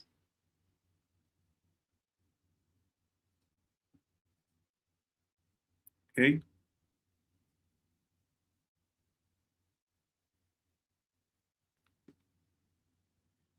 But, Vatem, verse 8, Vatem sartem min haderech, but you've strayed from your way, from this path. Okay, again, speaking to the Kohanim. That's what it was supposed to be. You guys were supposed to be like the angels. You guys were supposed to be messengers of Yahweh. Also, notice another play on words here. What is the name of this book? Malachi. Malachi, we said, means my messenger. Okay, and it's not even clear if Malachi was the actual name of the person who wrote this book, or if it was a phrase meaning my messenger. Okay, Malachi may just mean my messenger, and so here Malach Yahweh is a play on the person that is delivering this message. Okay, Malachi, Malach Yahweh means messenger of Yahweh. Malach means messenger of Yahweh, and Malachi means my messenger. Okay, we're going to see more plays on that word or on that name. Okay, and again, it's not clear if Malachi is the proper name of a person, like Isaiah was, Jeremiah was, Nahum was, Obadiah was, etc., or if it just means my messenger. Okay, verse 8. But you have strayed from the path. And you have caused many to stumble with your instructions. The Torah here again doesn't mean the Torah. It means your instructions, because we saw in the previous verse that when it was the good old days, or the way it was supposed to be, that people will come to the Kohanim to seek out instruction, but you have caused many to stumble with your instructions. Okay, shichatem brit halewi, you've destroyed the covenant that I had with the Levites, with Levi, Levi, Amar Yahweh Sivaot, says the Lord of hosts, says Yahweh of hosts. Wagam ani natati etchem nivzim, and therefore I will make you disgraced. Okay, I will give you unto disgrace, or literally natati etchem nivzim. I've given you over to being disgraced. Okay, ushvalim, and downtrodden and despised. Shafal means low, like the plain, the coastal plain in Israel is called the Shvela. It's like a low elevation plain. So shafel means low or low down. Let's see how they translate it here. Okay, to be low, to be humble, to be abased. That's probably the best translation here. Shafal. Okay. PTB says low in height, humiliated, right? And here in Malachi 2:9, this is exactly our verse. Here, it means humiliated or abased. Okay. So Gamani natati lechem nivzim u'shvalim. I've made you despised and humiliated, despised and abased, l'chol ha'am, before all of the people, all of the nation of Israel. Okay? Kafi asher einchem shomrim et derachai, because you do not, as a result of the fact that you do not keep my ways. Unosim panim b'Torah, and literally lift up faces with instruction.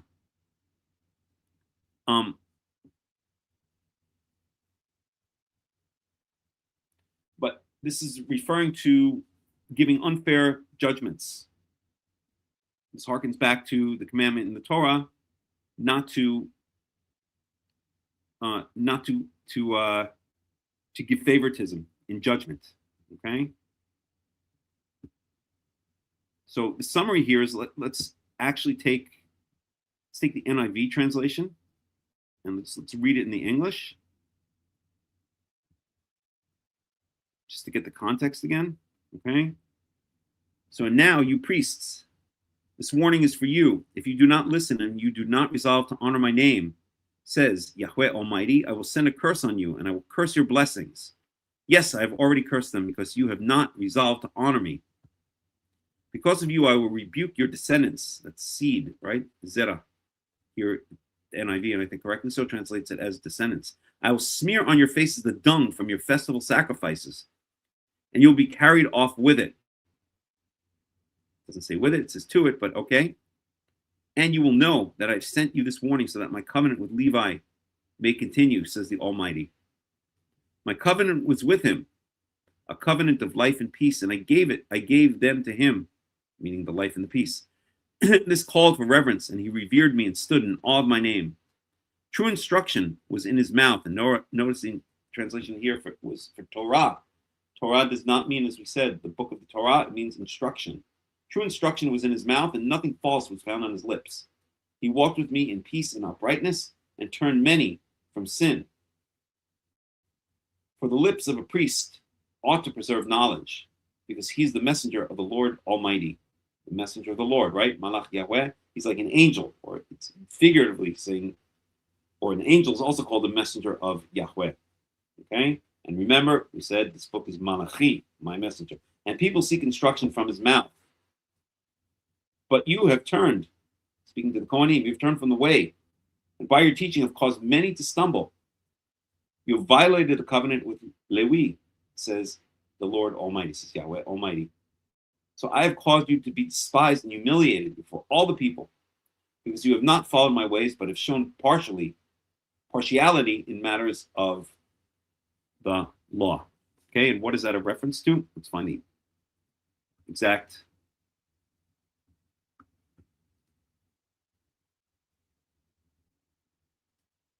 Okay.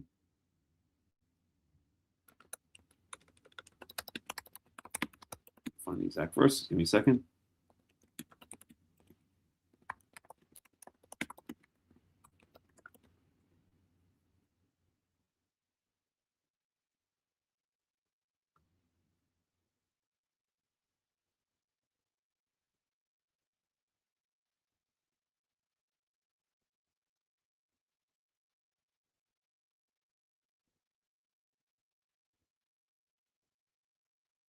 Yeah, so there's a number of places, but let's look at Exodus 23:3. So we go to Exodus 23:3 for a second. Open up a new.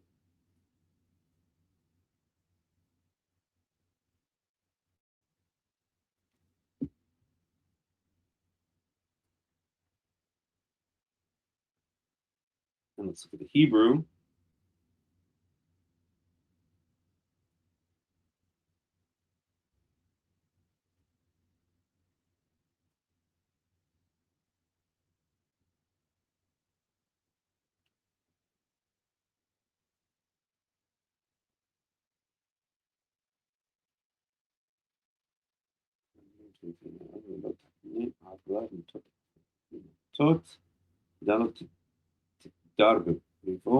No, that's not exactly the verse I'm looking for. Just give me 1 second here.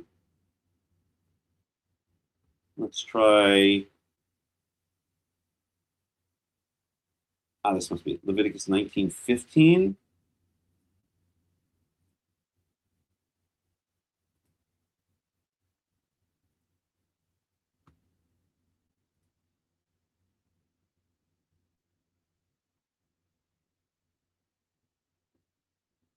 Yeah, this is exactly what I was looking for.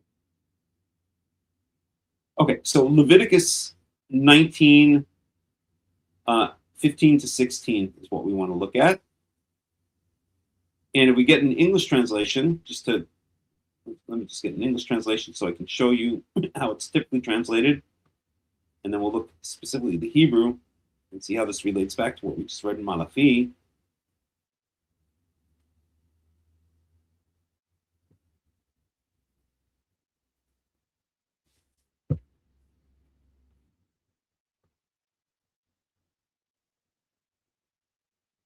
So Leviticus 19:15, okay? Do not pervert justice, do not show partiality to the poor or favoritism to the great, but judge your neighbor fairly. Okay, but that's the English translation, but literally what it says is, let me translate it. So this is verse 15, this is Leviticus chapter 19, verse 15. Lo ta'asu awel b'mishpat. Do not do any distortion of justice in judging. Okay. Lo tisa pnei dal. So literally, do not lift up the face of the poor person. But it means don't show any favoritism to a person just because he's poor. Again, the English translation that they give here is do not show partiality to the poor. Okay? But literally what it says, if we were to translate literally, lo tisa pnei dal, do not lift up the face of the poor person. So this expression of lifting up the face is a very common phrase in biblical Hebrew. Okay? And to lift up the face means, in other words, if you can picture it, you take someone's face and they're like looking down towards the ground, they're kind of downtrodden, and you lift their face up, right, towards you. Okay, if you're the judge or the king or whatever, you're showing them favor. So that's the way they usually translate it. How they translate it here, partiality. Okay, but that phrase, do not lift up the face of the poor, means do not give them special favoritism, special partiality. And that's the exact same phrase we see here, okay, in Malachi chapter 2, verse 9. Okay. You didn't keep my ways. V'nosim panim b'Torah. You're lifting up faces in your instruction. In other words, you're showing partiality when you give judgment, is what Malachi is saying to the Kohanim. Okay.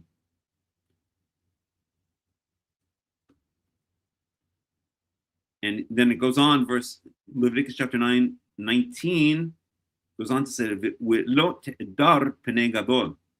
do not give glory or honor. I translate here, honor. Do not give honor. I don't like the translation honor for hadar.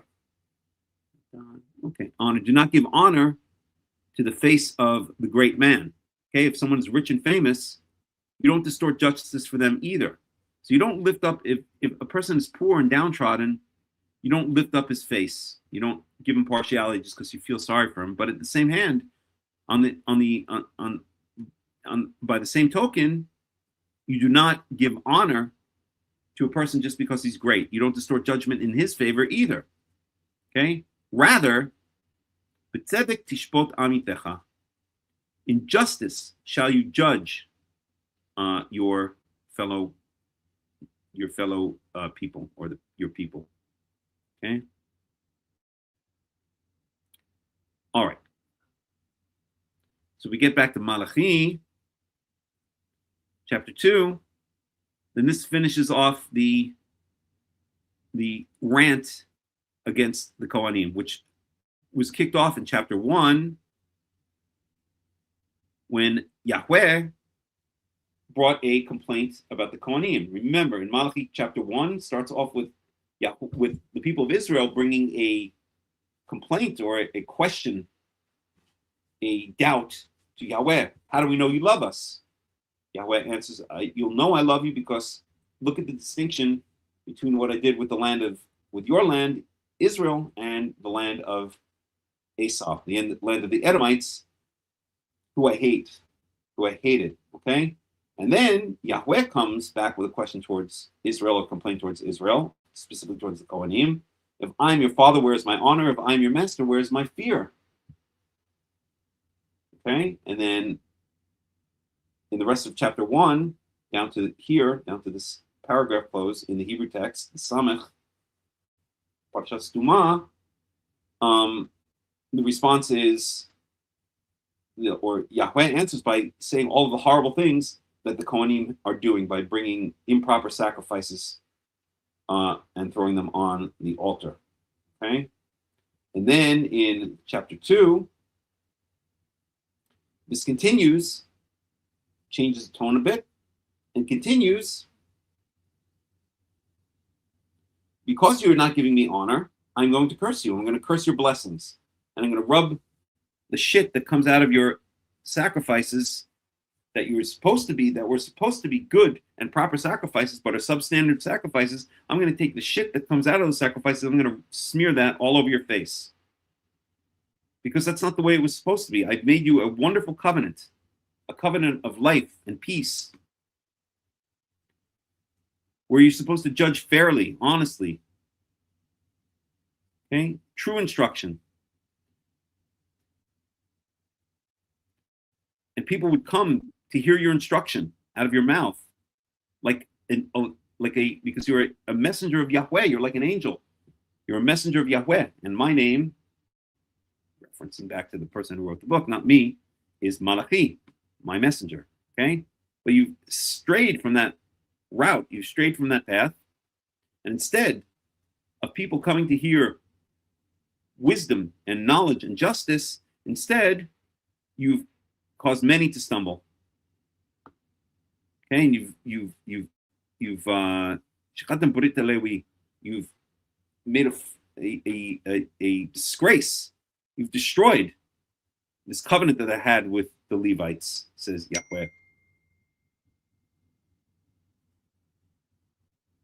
So I'm going to make you despised and humiliated before all of the people of Israel. Okay, because what do? Because you don't keep my ways and you don't give fair instruction. You distort instruction. You make instruction, you make judgments based on favoritism. Harkening back again to Leviticus 19, verse 15. Okay, so that's what Malachi is saying here up to this point. This ends the rant against the Kohanim, and now it goes on to a rant against Judah. Okay? And maybe we'll pick that up next time.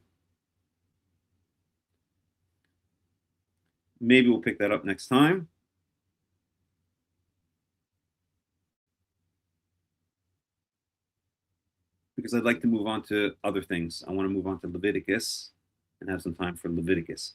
Any questions, any comments so far? Anybody?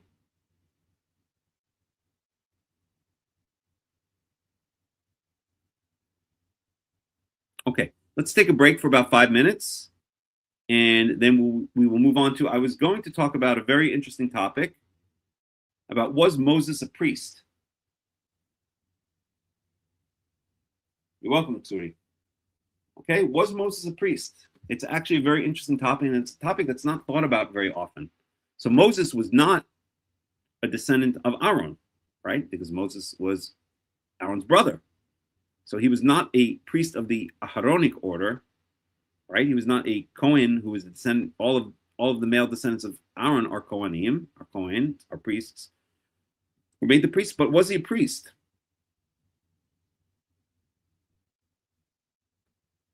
What does Malachi assume a priest is supposed to do, and how does that definition expose the failure of being condemned? I think we saw that in Malachi. In this case, we know, actually, let's go back to Malachi 2. Let's go to the English. Now I'll go to the English. Okay. So I think the key was right here.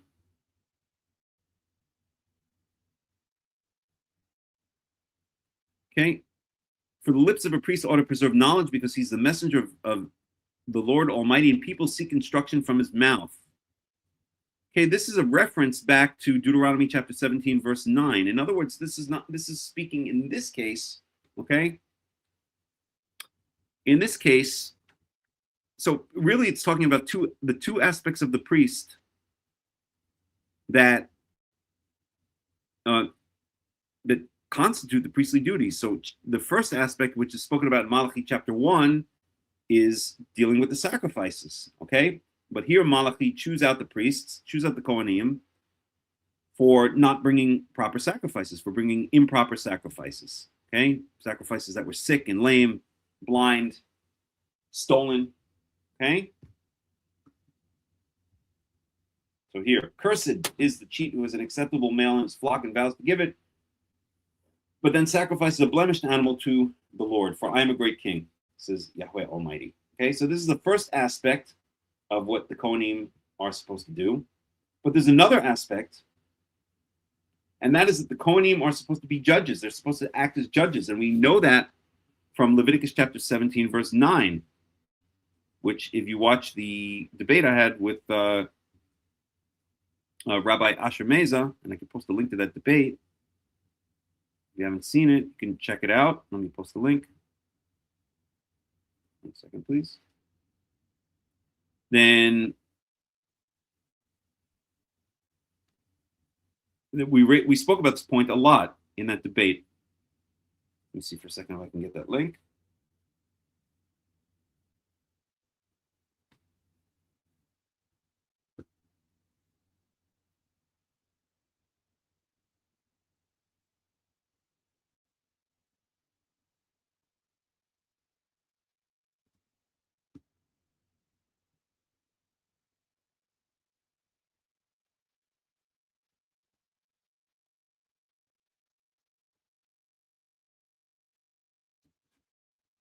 Okay, just give me a second here. Post that link.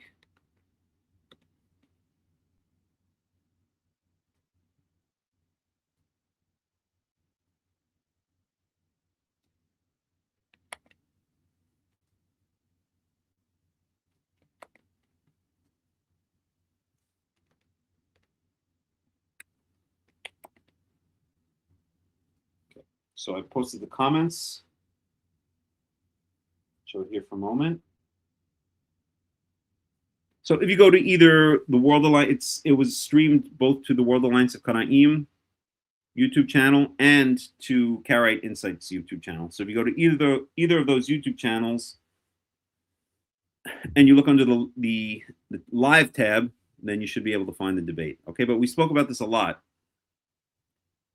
So this, what we see in Malachi 2, in this first part of Malachi 2, this first half of Malachi 2, is Malachi chewing out the priests, not for giving improper sacrifices, not for disgracing the altar of Yahweh, but for distorting justice, distorting judgment. Right?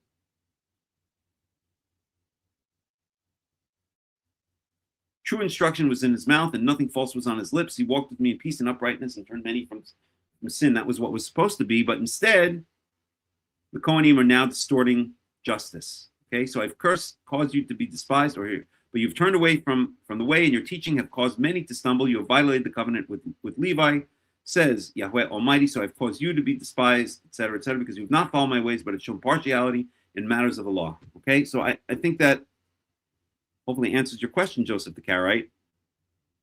Okay. So what does Malachi assume a priest is supposed to do, and how does that definition expose the failure of being condemned? So what does Malachi assume that a priest is supposed to do? On the one hand, properly guard the rules of the sacrifices, make sure that the sacrifices are proper. And on the other hand, faithfully judge the people. And where do we see that? We see that in Deuteronomy chapter 17, verse 9.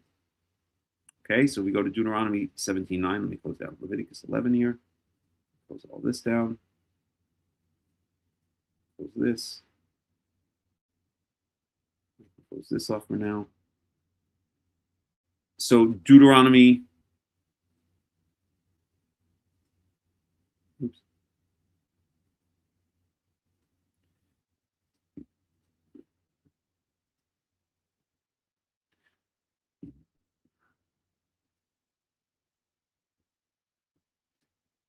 Right, so Deuteronomy 17:9. I'll just read it in English for now, because we've discussed it many times in the Hebrew. Okay, if cases come before your courts, actually, I think we can go to the Hebrew.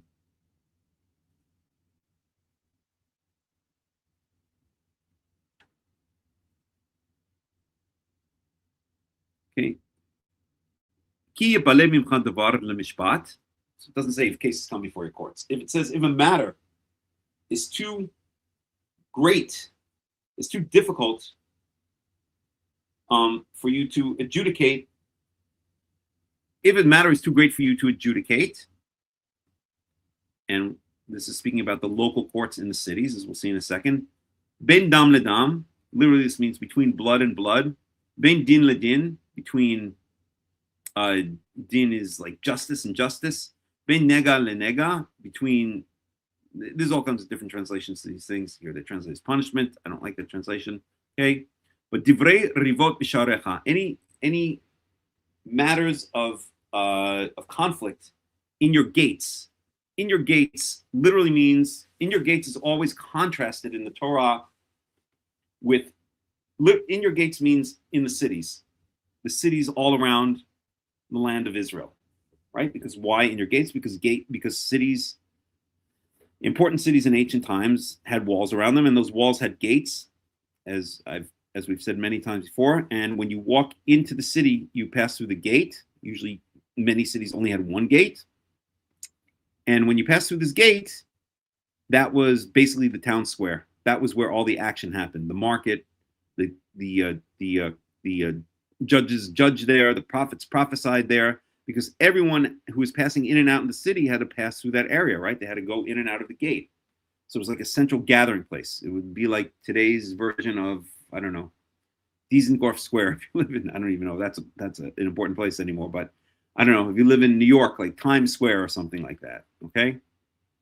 So divrei rivot b'sha'arecha, so any matters of conflict in your cities, okay, in your habitations, in your cities, this is synekdocha. This is not exactly synekdocha, because it is. So the gates are representing the cities in your localities, okay? But it's also meant kind of literally, because as we said, this is where the judges would sit and judge. Okay, this is court. This is where court was held. Okay, so if the matter is too difficult for it to be adjudicated by a local judge, okay, so you shall arise and go up to the place which Yahweh, your God, shall choose. Okay, so this always is contrast between in your gates and the place which Yahweh will choose or cause his name to dwell. Okay, so there's many local courts. That's what it means b'sharecha, and courts meaning, as I discussed in the debate with the Ashemeza, does not mean a panel of judges that are judging by vote.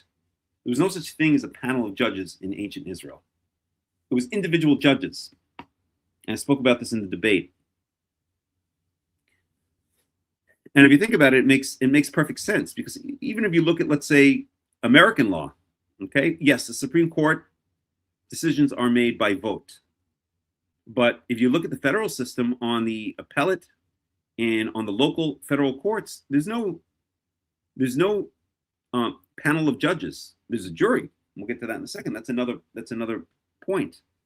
But every case is presided over by a single judge in the federal and in, I believe, in all of the state systems. If not all, then most of the state systems. Okay, but let's take the federal system. If you go if you have a case tried in a federal court that's a local federal court, let's say Southern District of New York or something like that. Okay, then it's a single judge that presides over the case. It's not a panel of judges that presides over the case, because then it wouldn't make sense. Nothing would get done. of course, there is a jury.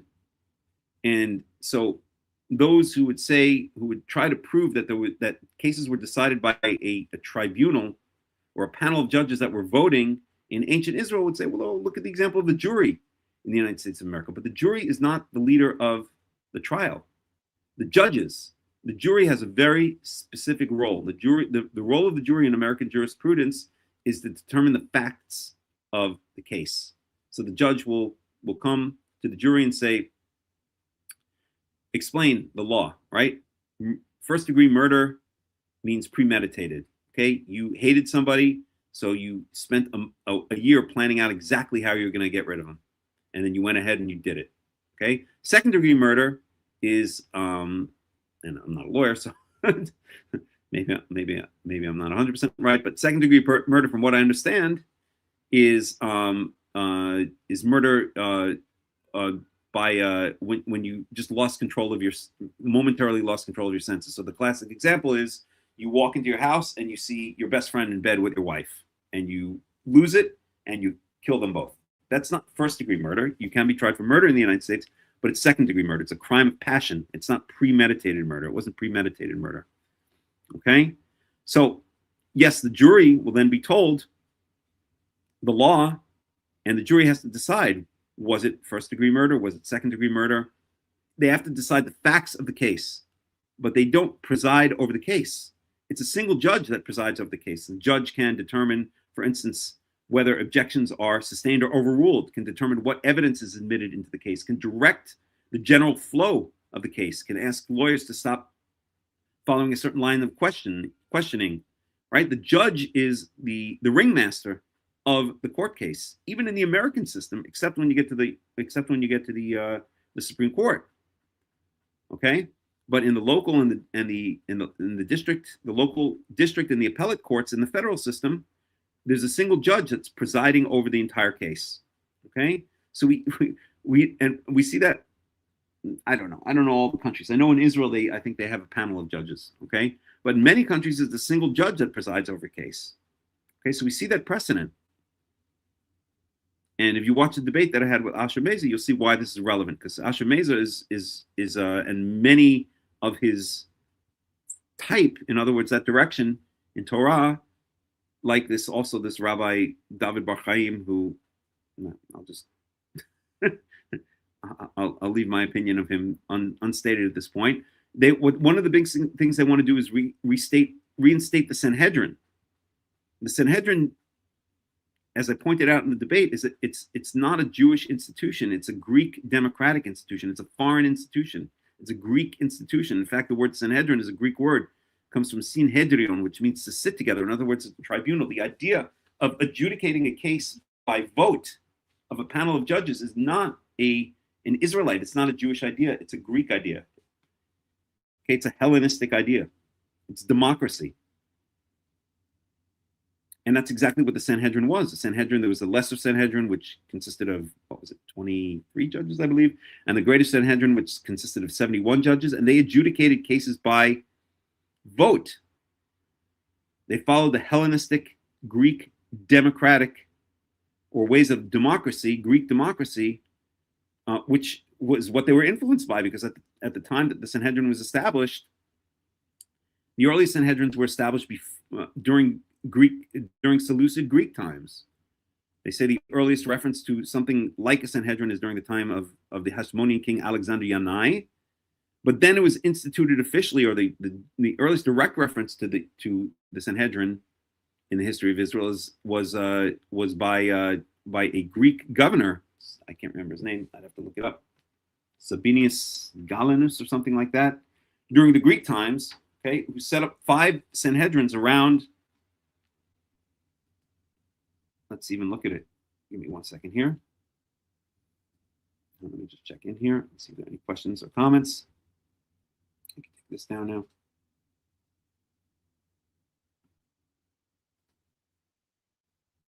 One second, please. So I think we spoke about this before. Sanhedrin.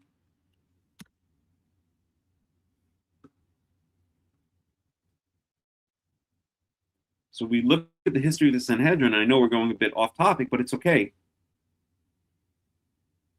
Okay.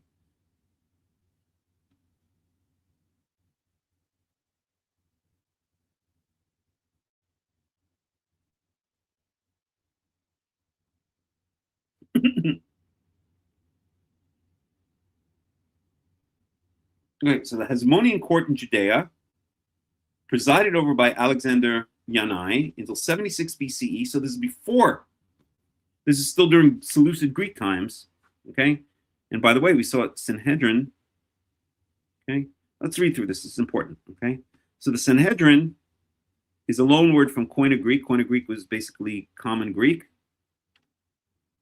Okay, means sitting together, or an assembly or council, was a Jewish legislative and judicial assembly in the ancient meaning Second Temple period times, late Second Temple period times, land of Israel. There were two classes of rabbinite courts called Sanhedrins, greater and lesser. A lesser Sanhedrin of 23 judges was appointed to sit as a tribunal in each city. Right, so they had this idea of local Sanhedrins and then the main Sanhedrin. So they replaced the idea of a local judge with a local tribunal. And then they replaced the idea of a central judge by a central tribunal. They threw out the traditional way that cases were adjudicated in ancient Israel, right? When Moses judged cases, we saw he judged alone. Eventually he set up a hierarchy of judges, but it wasn't a tribunal. It was a hierarchy. There's a big difference. When a case came to Moshe, he didn't sit with a panel of judges and take a vote. He heard the case, meditated on it, thought about it, considered the merits of each side. If he needed to, he went to Yahweh, as we see in a number of cases, like in the daughters of Tzalafchad and the Mikoshish Eitzim, the wood gatherer, and the Nokeb B'Shem, the blasphemer. We see he actually goes to Yahweh because he was a prophet, and he asks Yahweh how the case is to be judged, okay, how the case is to be determined. But Moses judged. I won't say alone because then someone will say, oh, well, there were judges below him. There were the hierarchy of judges that Jethro the Yitro Jethro in Exodus chapter 18 suggested to Moses to set up. Yes, of course, indeed there was, but that was a hierarchy of judges, right? That wasn't a panel of judges. There were lesser judges, just like in the American system. You have the district courts. If the district courts can't solve the case, it's kicked up to the appellate courts. The appellate court can't solve the case, it's kicked up to the Supreme Court. Okay, so each of those courts is in a hierarchy. They're not. It's not a panel of courts. Okay, so when Moses judged, he judged alone. If one of the lower judges could not solve the case, it was kicked up to Moses. Okay, but here the single judge, that hierarchy of judges, was substituted with a Hellenistic Greek idea of justice by vote, basically of Greek democracy, where instead of a single judge judging a case, adjudicating a case, as it even is to this day, as we said in the American system, there was a panel of judges adjudicating the case, and this comes straight out of Hellenistic Greek culture. Okay, so there was only one great Sanhedrin of 70 judges. It was actually 71, which, among other roles, acted as the Supreme Court, taking appeals from cases that lesser courts decided. In general usage, the Sanhedrin without qualifier usually refers to the Great Sanhedrin, which was presided over by the Nasi, who functioned as its head or representing president and was a member of the court. The Av Beit Din, or the chief of the court, who was second to the Nasi, and 69 general members. Okay? So in the Second Temple period, the Great Sanhedrin met in the temple in Jerusalem in a building called the Hall of Hewn Stone, the Shrat Gazit. So when it says in the Second Temple period, it doesn't mean at the beginning of the Second Temple period. It means only when the Sanhedrin started to meet, right? Which was only later in the Hasmonean period. The Great Sanhedrin convened every day except festivals and the Sabbath day. After the destruction of the Second Temple and the failure of the Bar Kokhba revolt, 132 to 135 CE, the Great Sanhedrin moved to the Galilee, which became part of the Roman province of Syria-Palestina. Okay? And this goes on beyond what we need to consider now.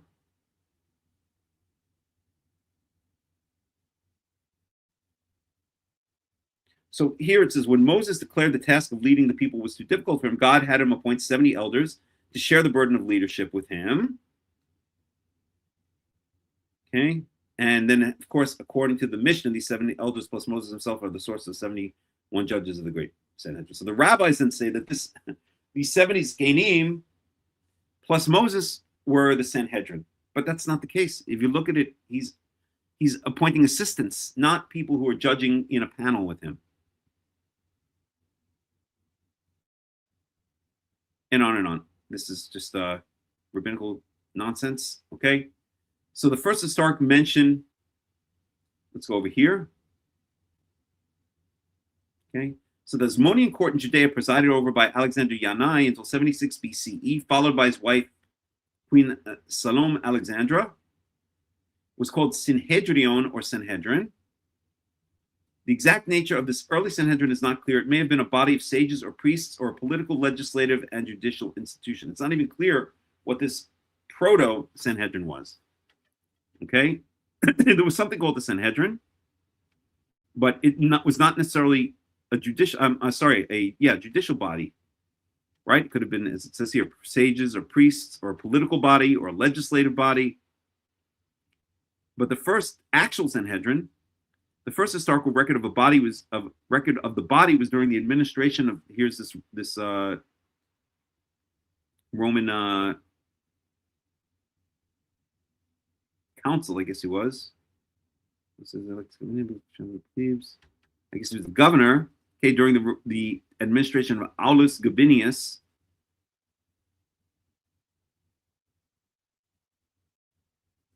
Okay, who, according to Josephus, organized 5 synedra in 57 BCE, so about just years after the Romans took over the land of Israel. As Roman administration was not concerned with the religious affairs unless sedition was suspected. Only after the destruction of the Second Temple was the Sanhedrin made up of only sages.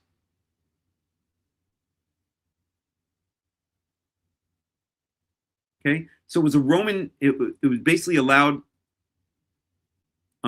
It basically allowed the Jews a certain amount of self-rule, of autonomy, so the Jews could do whatever they want as long as they didn't revolt against the Romans, and that autonomy is carried out through these bodies set up by this.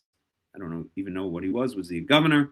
General of the Roman Republic, right? Set up by Aulus Gabinius, set up 5 of them, according to Josephus, in order that the Jews can have some kind of self-rule, right? So they could adjudicate cases, and as long as they didn't bother the Romans and prevented the Jews from revolting, then they could adjudicate cases however they wanted. Okay. So Josephus describes Sanhedrin for the first time in connection with the decree of the Roman governor of Syria, Aulus Gabinius, 57 BC, who abolished the constitution and then the existing form of government of Judea and divided the country into 5 provinces at the head of each of which a Sanhedrin was placed. Jerusalem was the seat of one of these. Later, Josephus describes Herod, at the time the governor of Galilee, as being summoned before the Sanhedrin led by High Priest Hyrcanus II, due to having executed alleged criminals without permission from the Sanhedrin. Eventually, though, Herod would go on to kill many members of the Sanhedrin, so finally Herod did something useful.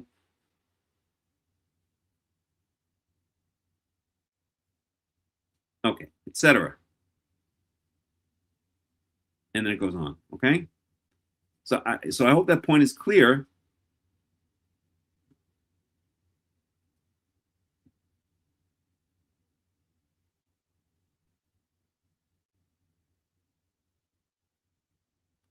Okay, so I hope that point is clear. And so hearkening back to Deuteronomy chapter 17, verse 9,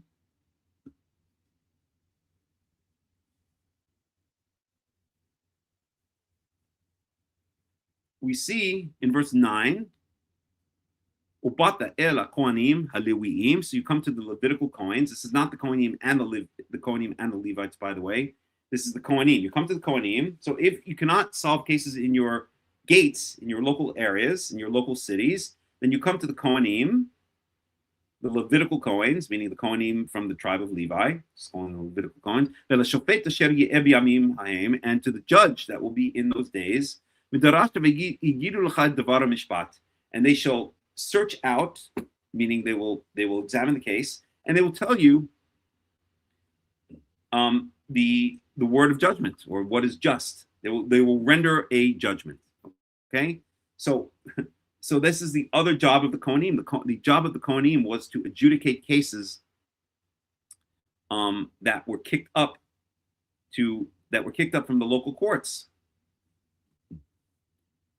Okay, to the place where Yahweh chose to dwell. Okay, so those were the two main roles of the Kohanim. The two main roles of the Kohanim were to handle the sacrifices and anything having to do with the entire cultic or sacrificial system, and to render judgment in cases. And that's exactly what Malachi is referring to in chapter 1, the end of chapter 1, the second half of chapter 1, and the first half of chapter 2, respectively.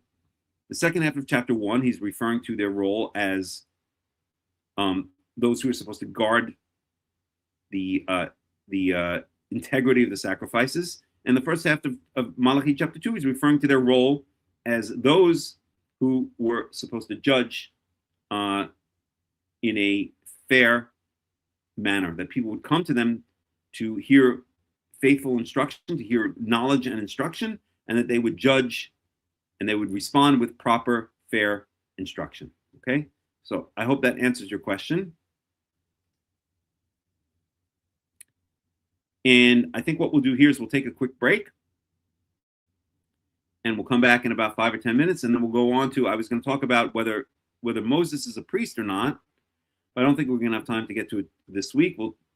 I'll leave it for next week's study, and then let's go on and go to Leviticus chapter 23. Okay, so let me put on some music.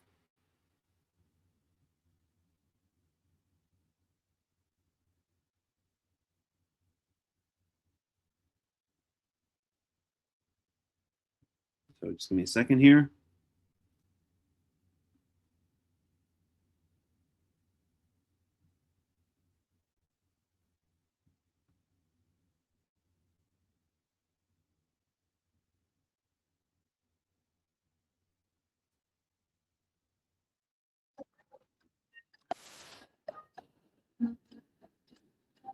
Second.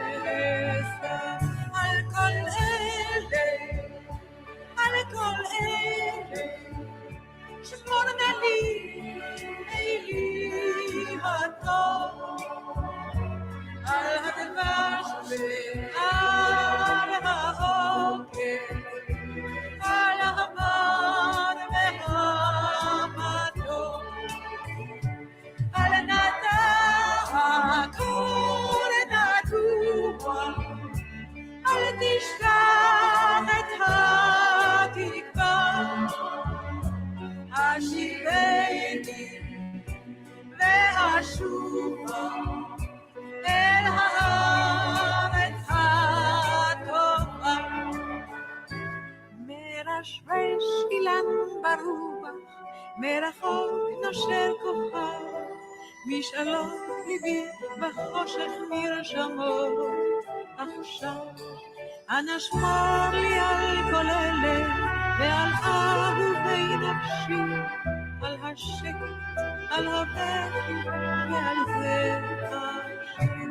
על כל אלה, על כל אלה שכבר לי ליבי אדום, על הדבש ועל העונג, על המר והמתוק, על נטעו ונטעו, על תשכח את התקווה, השיבני והשובה אל הארץ הטובה.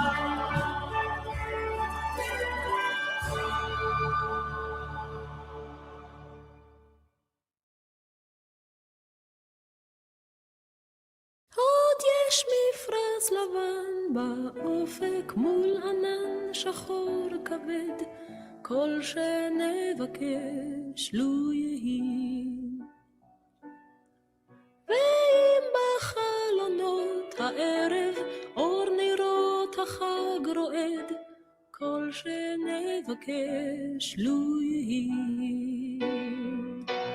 לו יהי, לו יהי, אנא לו יהי, כל שנבקש לו יהי. לו יהי, לו יהי, אנא לו יהי, כל שנבקש לו יהי. אם המבשר עומד בדלת, תן מילה טובה בפיו, כל שנבקש לו יהי. אם נפשך למות שואלת, מפריחה ומאסיף, כל שנבקש לו יהי. לו יהי, לו יהי, אנא לו יהי, כל שנבקש לו יהי. לו יהי, לו יהי, אנא לו יהי, כל שנבקש לו יהי. מה כל ענות אני שומע, כל שופר וכל תופים, כל שנבקש לו יהי. לא תשמע בתוך כל אלה גם תפילה אחת מפי, כל שנבקש לו יהי. לו יהי, לו יהי, אנא לו יהי, כל שנבקש לו יהי. לו יהי, לו יהי, אנא לו יהי, כל שנבקש לו יהי. בתוך שכונה קטנה מוצלת, בית קט עם גג אדום, כל שנבקש לו יהי. זה סוף הקיץ, סוף הדרך, תן להם לשוב הלום, כל שנבקש לו יהי. לו יהי, לו יהי, אנא לו יהי, כל שנבקש לו יהי. לו יהי, לו יהי, אנא לו יהי, כל שנבקש לו יהי. לו יהי, לו יהי, אנא לו יהי,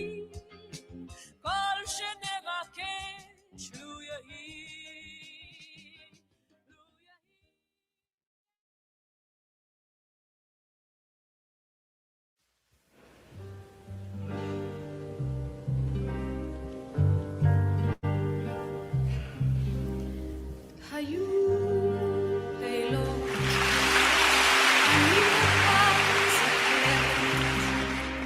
אני אותם עד סוף ימיי אשא. במשעולים בין דגניה לכנרת עמדה עגלת חיי עמוסה, והוא ניגש שמעי אליי קטנטונת, אני בניתי בית לשבטך, את תרכבי בערב לי כותונת, אני אנהג ביום את עגלתך. הוא היה אז בהיר וגבוה כזמר, הוא נהג עגלות השדה הרחב, ואני לא כותונת הייתי רוקמת, כותונת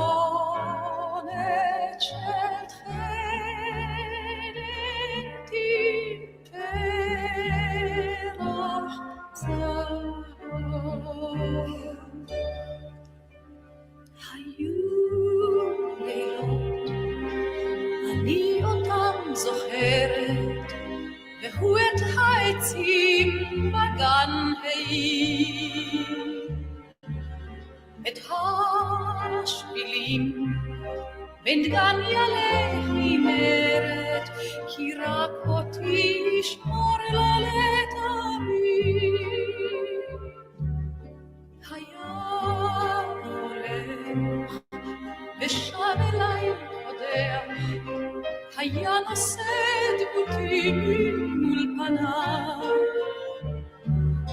הגידו נא, היש בכם יודע, אי אנה זה הלך לו ולא שב. אז הייתי בוכה, אז הייתי נדהמת, בשדות רחוקים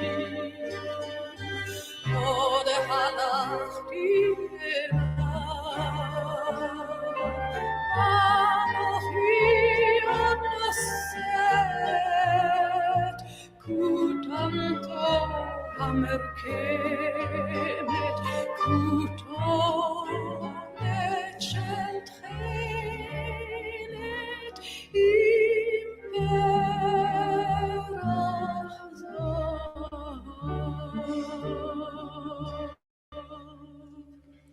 היו לילות, אני אותם זוכרת, אני אותם עד סוף ימיי אשא.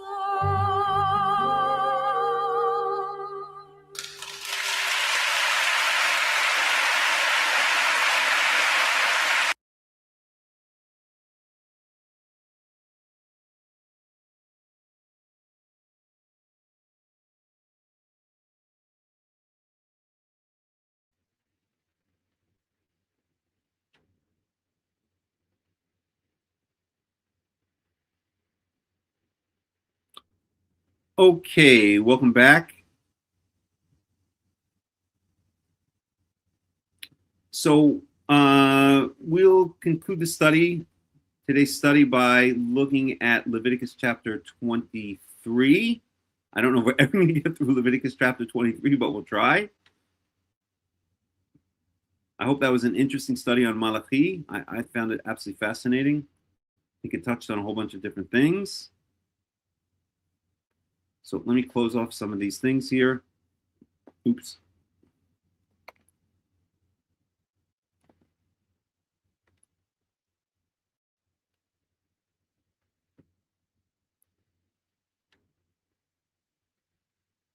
Just give me 1 second here. Let's share the screen.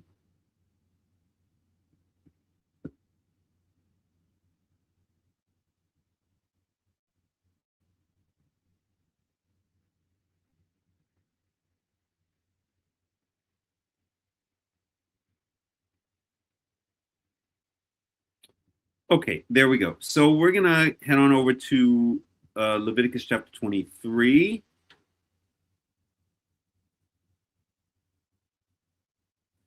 And we were up to Yom HaKippurim. So let's see if we can try to at least get through Yom HaKippurim. And maybe what I'll do is, because we've spoken about this in many, many other contexts, and I really do want to move on to the next chapter. I think I'm going to just make an absolute commitment to finish this, even if it means just glossing through it, because we've spoken about these issues many, many times before. I'll post the article that I wrote on the topic of Yom HaKippurim, and let's start reading it. Let me actually go to the right place here. 1 second.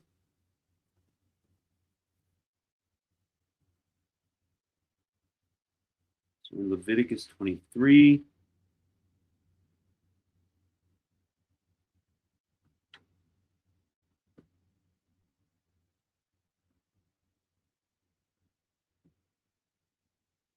Go to 15 over here.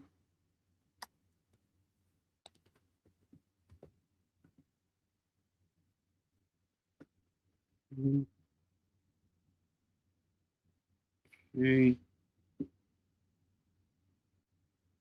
This should be a little bit smaller.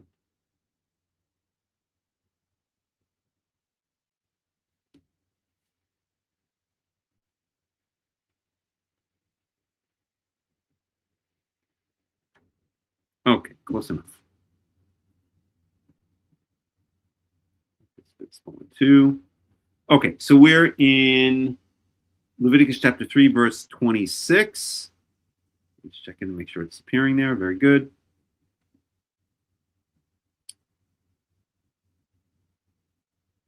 And what we see here is why Yidaber Yahweh el Moshe lemor.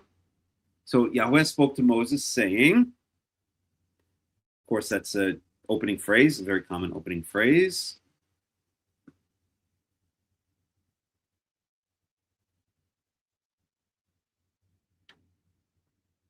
Okay, we'll go up to the semicolon, the etnach. Ach. So this word ach is actually very important because it connects Zikaron Teruah. It connects the feast of trumpets or of shouting or of noise making to the feast of to Yom HaKippurim. This word ach. Ach means but or indeed, or how would they translate here? Also, right? So these are really tied together in a certain sense. Okay, we don't see ach anywhere else that I could see. And if you remember the article that I pointed to regarding the Yom HaTeruah, regarding the day of noise making, let me actually bring that article up now.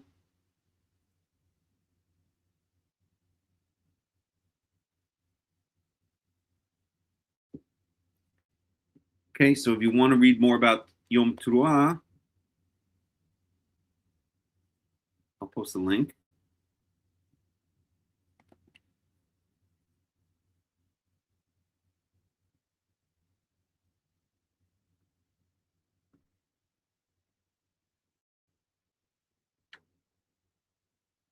Okay. But we see that this word ach actually connects Yom HaKippurim to Yom Teruah. And that's kind of what I say in the article, that Yom Teruah is kind of the opening act of leading up to Yom HaKippurim, that they're not disconnected, they're very connected. And if you read the article, you'll get a bit more insight into why. Okay? So, ach basor lechodesh hashvi'i hazeh, but, or also, on the 10th of the 7th month, Let's get a bit of water.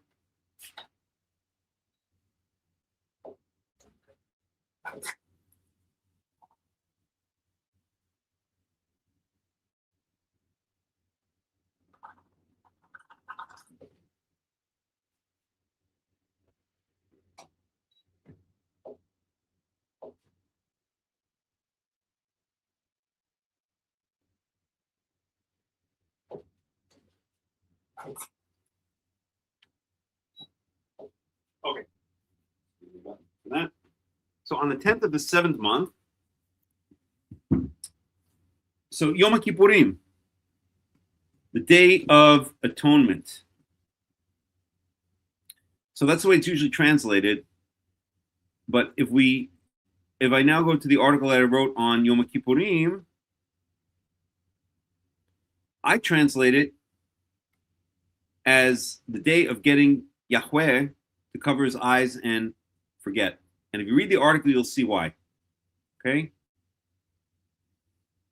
And maybe against my better judgment, I don't want to. I want to get past Leviticus 23 already. Okay, so I'll point you to read the article.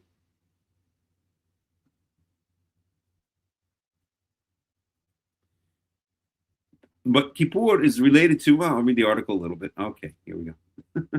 So Yom HaKippurim, make sure you can see this.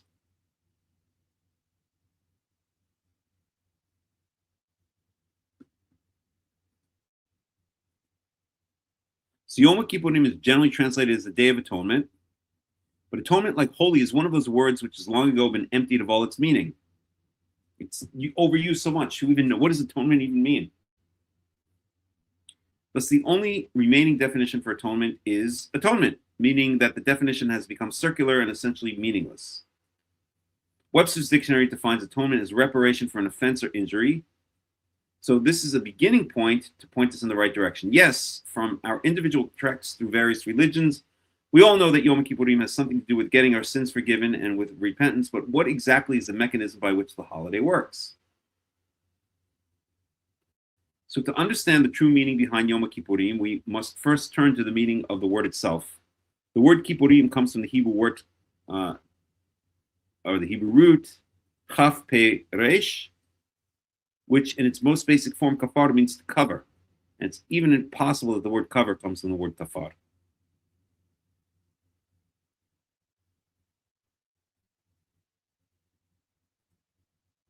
Because cover in Latin,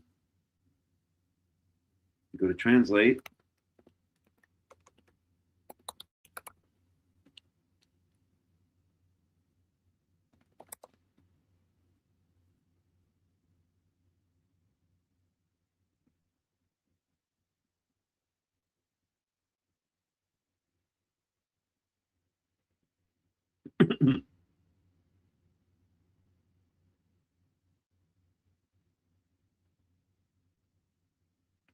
to cover.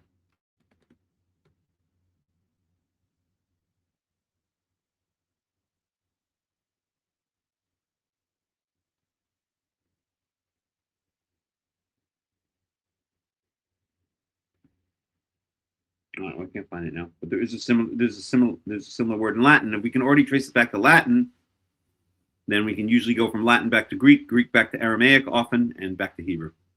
So it's possible the word cover comes from the word kafar. Okay, so make yourself an ark of gopher wood. You shall make an ark with rooms, kafarta, and cover it inside and outside with a tar, covering kofer. Okay, so we see in Genesis chapter 6:14, the word kafar, which is where we get the word kippurim, Yom Kippur, means literally to cover. Okay, you shall make an ark, speaking to Noah. Okay, shall make an ark with rooms and cover it inside and outside with a covering. And the word there is kafarta, right?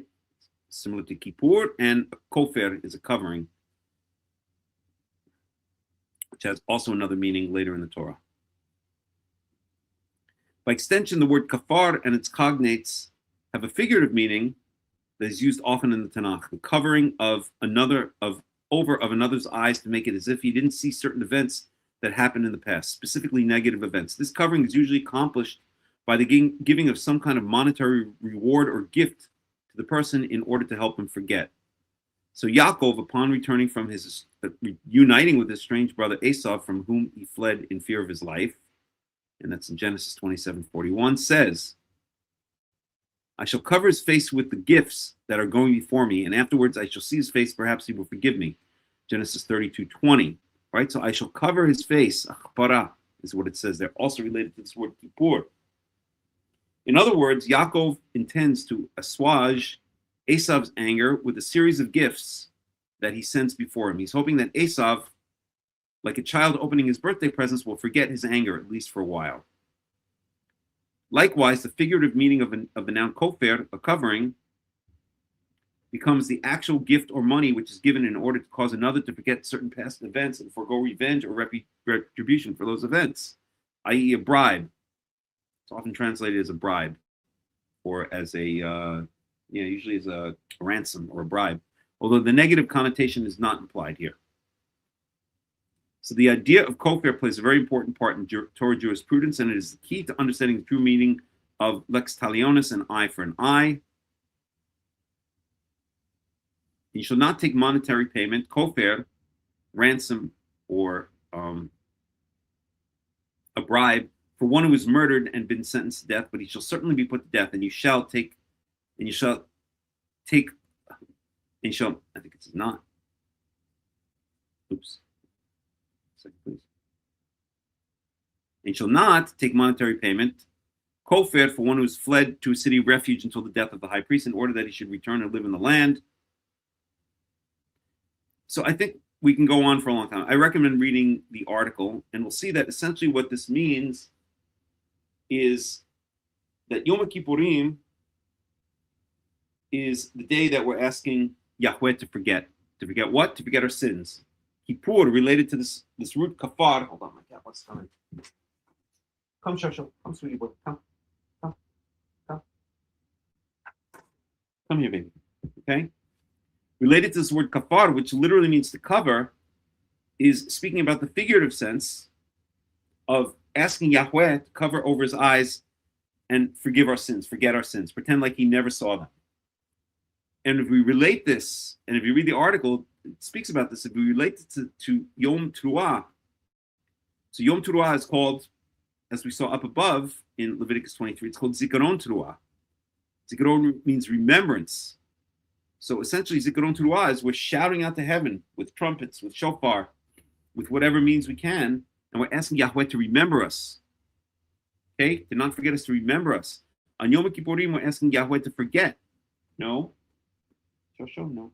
Asking him to forget what? Our sins. So on Yom HaZikaron, on Yom Teruah, on what the rabbis call Rosh Hashanah, we're asking Yahweh to remember our good deeds. On Yom Kippurim, we're asking him to forget our bad deeds. But really with relationship to the temple, that's another story we'll get to when we get to it. But that's the idea of Yom HaKippurim. Yom HaKippurim, and that's why I translated here as the day of getting Yahweh to forget, to cover his eyes and forget. Because they're really opposites. Yom HaKippurim is in a sense the opposite of Zikaron Teruah. Zikaron Teruah, okay, or Zikaron means a remembrance, and Kippurim means a forgetting. Cover over your eyes and forget. Okay? And the two are related, and we see this by the word ach at the beginning of verse 27. Okay? So read the article, and we'll get into it in greater detail. And in fact, let me post the Yom Kippurim article instead. 1 second here.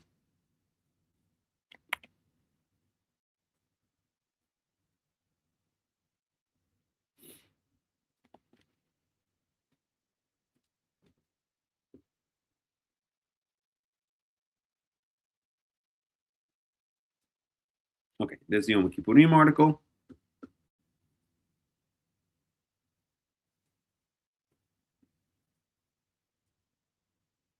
Okay. So let's go on. So Yom Kippurim, the day of forgetting, or the day of asking Yahweh to forget, Hu Mikra Kodesh. It's a holy convocation. Okay? It's a declaration of a holy day, perhaps a calling together of everyone for this holy day. Convocation means calling together. Yelechem, Vinitem et nafshotechem. Literally, you shall afflict yourselves. Usually say afflict the soul, but it doesn't mean soul. It means yourself. Not nefesh is best translated as oneself. So you shall afflict yourselves. Okay, I speak about this also in the article. What does that mean? Okay, so you can read that in the article. But to make a long story short, it's really related to fasting, and we can bring proof of that. Okay, so read the article again. I don't want to give a whole talk on Yom HaKippurim.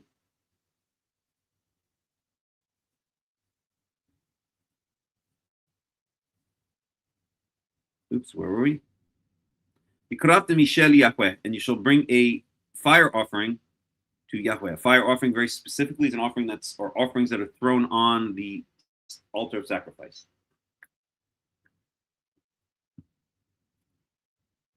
You shall not do any milacha. All of the other holidays, with the exception of the Shabbat. Okay, Shabbat says you shall not do any milacha. That's in Leviticus 23:3. On Passover, you shall not, doesn't say milacha, it says malechet avodah. On Shavuot, let's find it. That's the Omer offering.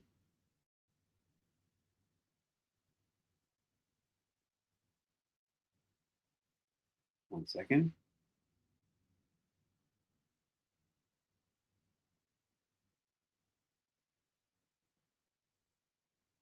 Here it says Malechet Avodah.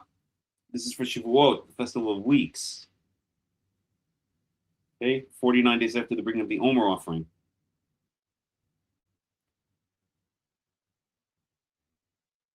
And here it says for Yom Teruah, Malechet Avodah.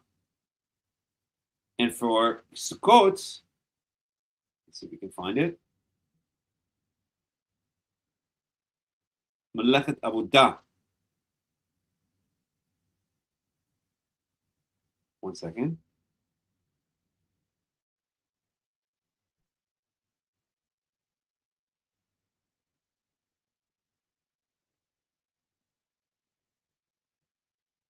One second here.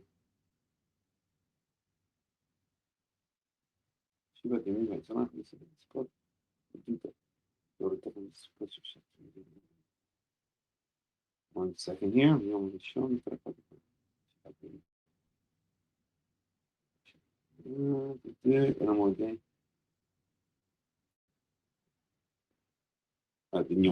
Okay, so Malechet Avodah. You only shown me Malechet Avodah. Here's for the first day of Sukkot. Malechet Avodah. Here's for the 8th day of Sukkot, or Shmini Atzeret, as they call it, Malechet Avodah. So every single holiday, we says you shall not do Malechet Avodah. There are only 2 holidays, if you want to call it that. Shabbat is not technically a holiday, or it's not a Chag. It's not a Moed. The Chag or the Moedim mean the yearly holidays, but Shabbat doesn't say Malechet Avodah. Shabbat says you shall not do any milacha. And Day of Atonement, Yom HaKippurim, it's also, we just says you shall not do any milacha. So why does it say for all of the rest of the holidays? In other words, Passover, Shavuot, Yom Teruah, Sukkot, the first day of Sukkot, Shmini Atzeret, it says don't do Malechet Avodah, but for Shabbat and Yom HaKippurim, it says don't do milacha. Okay? As I've mentioned many times before, this implies that the restriction against doing work on Yom HaKippurim and on Shabbat is more strict, it's more severe. Don't do any work. And this is expressed in the phrase milacha, rather than on the other holidays, the phrase that's used is Malechet Avodah. So the Torah is working here it's using the sound of language to get the point across. It's using onomatopoeia. Okay, milacha is more terse, it's more harsh, it's more strict, milacha. Whereas Malechet Avodah is more, it's longer, it's more sing-songy. Okay? So Melacha means don't do any work on these days. On Shabbat and Yom HaKippurim. On the other days, don't do work. But there are exceptions, as we saw. Okay? It's a different level of restriction from work. We see it in the case of, where is it? If I can find it for a second.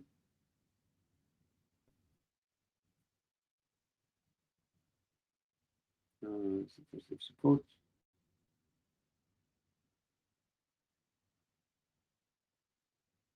I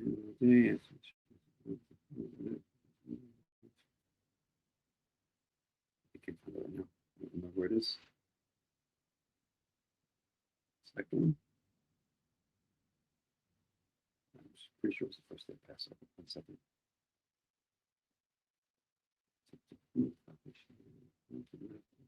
Soon. 1 second. There.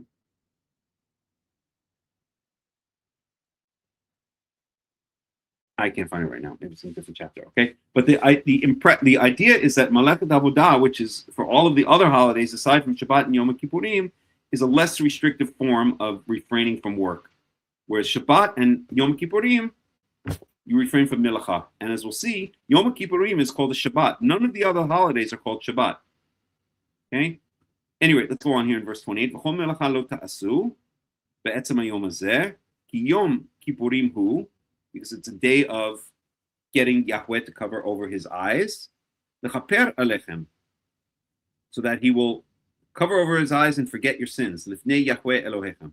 Okay? To atone for you. Because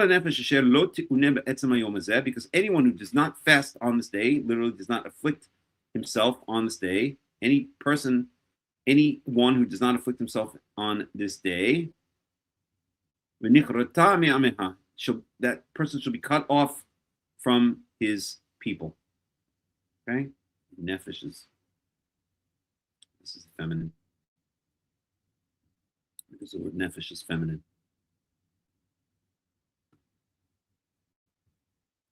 Okay, so that person shall be cut off from her people, from his and her people. Actually, probably means his people. Okay.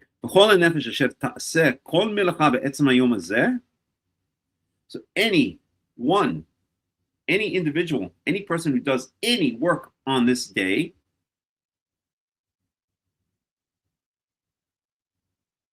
I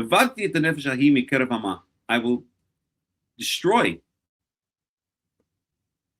I will wipe out this person from the midst of his people. It literally says from the midst of her people, amah, because the word nefesh, which means person, is actually a feminine noun.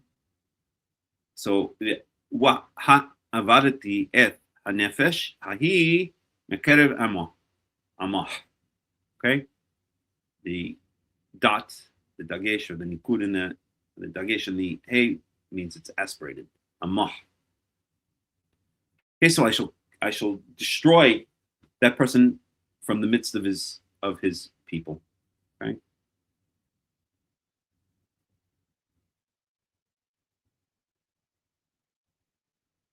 I don't like the word destroy. Let's see.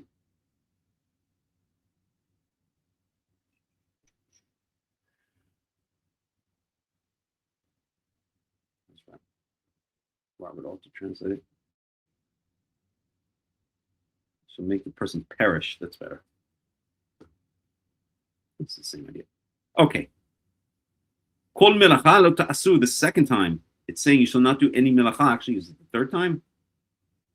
Yeah. I think it's maybe the fourth time even. Kol melacha. We have melacha here. Don't do melacha. Verse 28. And verse 30, anyone who does melacha shall perish from the midst of his people. And again, 31, kol melacha lo ta'asu. So 3 times it's repeated. Don't do melacha. Anyone who does melacha, in verse 28, don't do melacha. In verse 30, anyone who does melacha shall perish from the midst of his people. Okay, and verse 31, again, don't do any melacha, don't do any work. So The Torah, Yahweh is very serious that on this day no work is to be done. Okay, Chukat Olam, and then we have this other phrase which we see a number of times in the Torah. Chukat Olam, Ledorotechem b'chol moshvotechem. We see that about Shabbat as well. Okay, this is an eternal statute throughout your generations and in all of your dwelling places, in all of your habitations.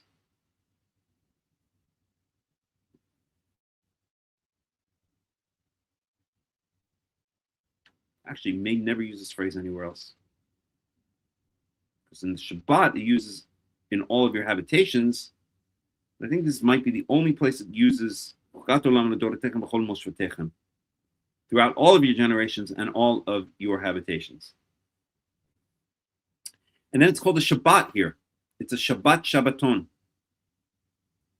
Okay? Now, none of the other holidays aside from Shabbat are called a Shabbat. So here we have in verse 3, Sheshit Yamim Ta'aseh Melacha V'Yom HaShvi'i Shabbat Shabbaton. So Shabbat, this is the seventh day of the week. This is the Shabbat, Sabbath. It is called a Shabbat Shabbaton. So it's called a Shabbat and then Shabbaton. None of the other holidays are ever called Shabbat Shabbaton. They're called Shabbaton. Let's see, it's here in Leviticus 23.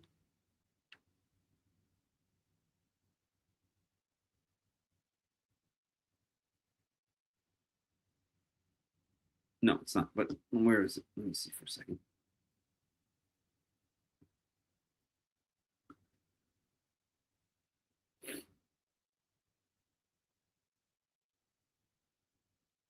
One second.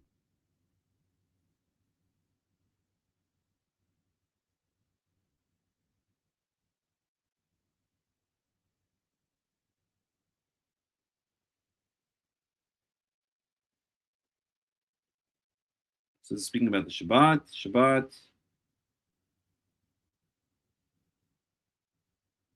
That's Yom HaKippurim, Leviticus 16, Exodus 35. That's speaking about the Shabbat. That's speaking about the Shabbat. This is speaking about Yom HaKippurim. Again, Yom HaKippurim. So, okay, that's speaking about Sukkot, and there it's called the Shabbaton. We'll get to that in a second. That's the Shemitah year, and that's it. So Sukkot, and by extension the other holidays, which have the restriction of Melechet Avodah, are called 2339, are called the Shabbaton, but they're never called the Shabbat Shabbaton. Okay? The only two holidays that are called Shabbat Shabbaton, or that are called by the word Shabbat, are the actual Shabbat on the seventh day of the week, right here in Leviticus 23:3, and Yom HaKippurim, right here, okay, in verse 32, 23:32, Shabbat Shabbaton. So it's like a Shabbat, and as we said before, and I mentioned in one of my articles in Karaite Insights, there are only three things in the entire Torah that are called a Shabbat. Number one is the seventh day of the week, the actual Shabbat, and the other two are by extension.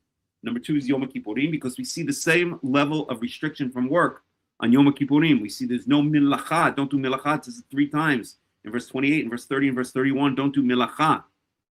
In all the other holidays, it says don't do malechet avodah.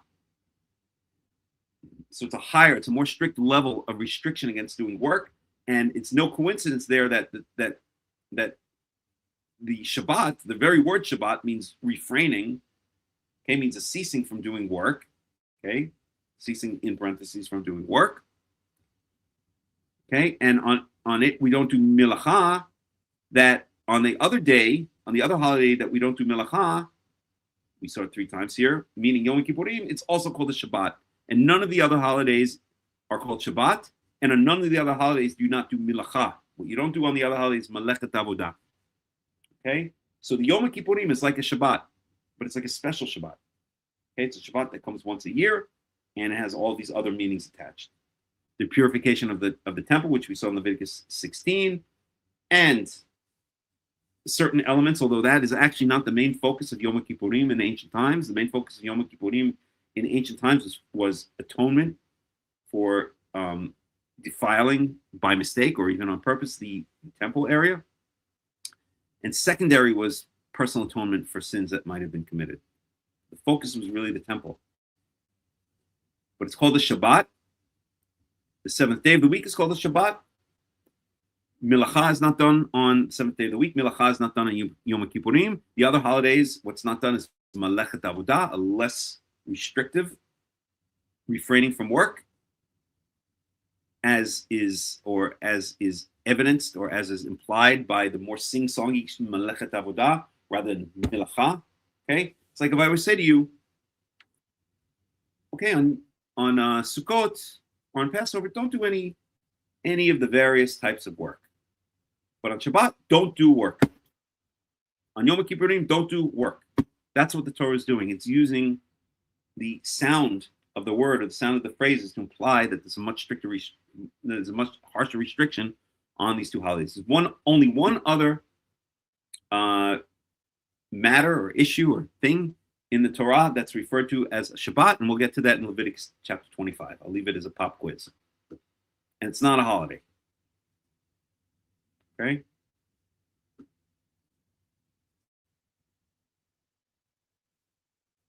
So, Shabbat Shabbaton. So, like the Shabbat, it is a Shabbat by extension. So, it's a Shabbat Shabbaton. It's a Shabbat. The repetition here, we have Shabbat Shabbaton. We said repetition means emphasis. Okay? So, there's a lot going on here. So, first of all, it's called a Shabbat, like the seventh day of the week. There's emphasis.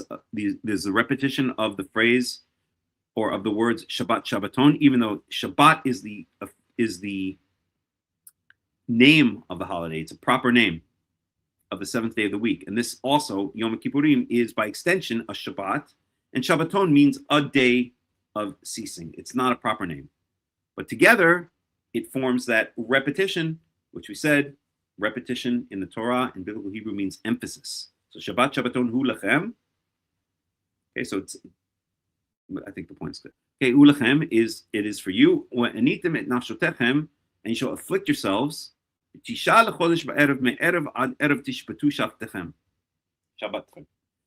from the 9th of the month in the evening, from evening until evening, so from the 9th in the evening until the 10th in the evening, and this means the 9th after the sun goes down, when the 8th changes into the 9th, until the following evening, meaning when the 9th is changing into the 10th, or when the 9th is completed changing into the 10th, that which is usually called nightfall, or I like to call it maximal darkness. So tishbatu shabbatchem, you shall Shabbat your Shabbat. You shall cease your day. You shall. Again, it's repetition. You can't really translate this into English. Any attempt to translate this into English would be poor. You probably get translations such as "you shall most certainly cease from work" or something like that. Let's see how the NIV translates it. Let's see. And I'm sure it's going to be an okay translation, but not great. So that's verse 32.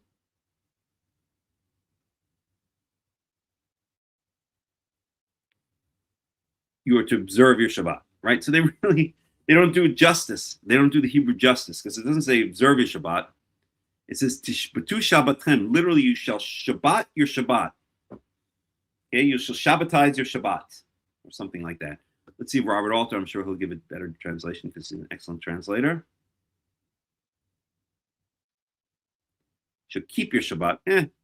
He also, it's just difficult to translate into English, so I forgive him.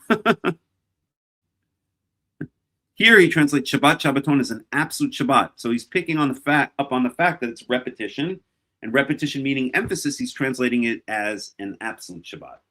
Okay, that's a very common way to translate, because again, it's hard to translate it from the Hebrew and get the nuance of the repetition of the words in the Hebrew.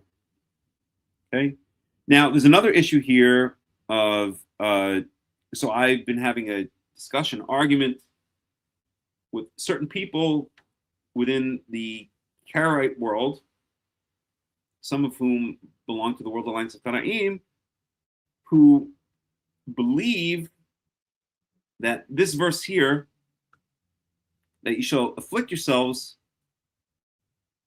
from the 9th in the evening until the from evening until evening, that this is an implication, or this is proof, that really the holidays don't start in the evening, as is traditionally the case, but they start in the morning.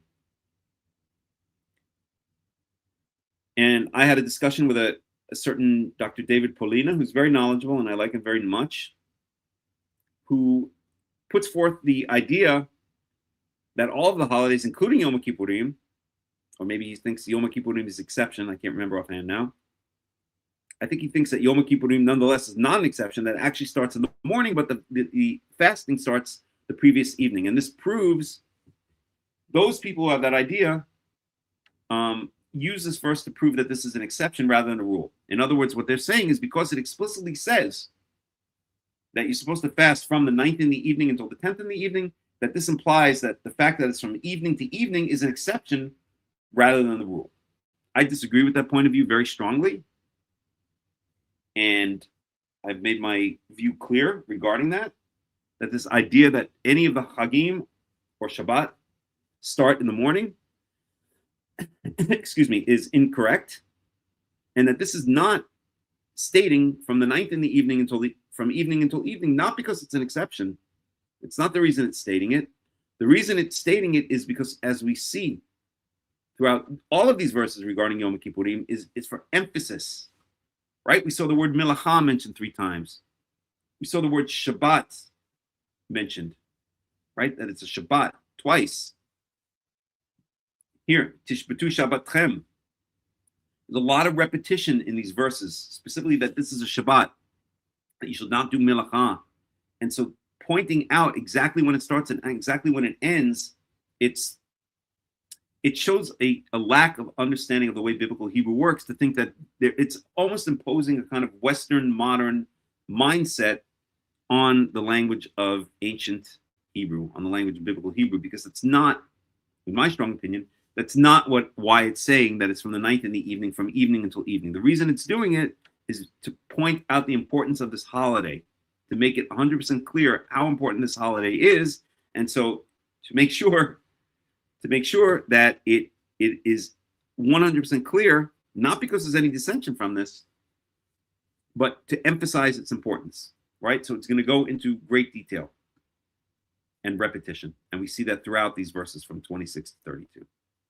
Okay, so anyone who comes along and has this belief, and sorry to say that it was in the group, the World Alliance of Qara'im WhatsApp group, which I threw everybody out of, not for that reason. I threw them out of the world. I threw everybody out of the World Alliance of Qara'im WhatsApp group for a completely different reason. And but there were a number of people who were starting to promote this idea that the holidays and Shabbat start in the morning, not in the evening, and they had a whole theory towards it. I'm not going to get into it now. I will eventually do a complete talk on that, but suffice it to say that I strongly disagree with that. And this is certainly not a proof. This is not an exception to the rule. This is a reinforcement of the rule, because that's the language we get here in Yom HaKippurim. We get repetition. We get emphasis. Okay? So that's Yom HaKippurim. Again, I would encourage you to read this article on Karaite Insights, and you'll get the full idea of what Yom HaKippurim, what my take on Yom HaKippurim is, which I believe is, correct is too black and white a term, but I believe it really gets to the essence of what the holiday means. Okay? And I think, although I wanted to finish Leviticus 23 today, I think I'm going to leave Sukkot for next time, because it is already getting late. We've been going at it for 3.5 hours, so it's been a pretty long day. So let's just recap what we spoke about and what we learned today. Okay, we'll start from the beginning. We spoke about, first, we spoke about the idea of tefillin being, or what the rabbis say, Deuteronomy chapter 6, verse 8,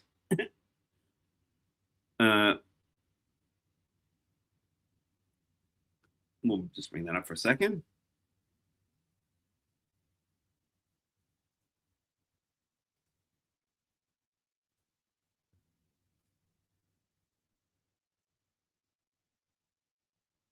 Okay, that this verse here, actually very specifically this verse, that you shall tie them as a sign upon your hand, on your arm, and they shall be as jewelry between your eyes. That the rabbi's idea that this means to fill in, tie those ridiculous looking black boxes to your body,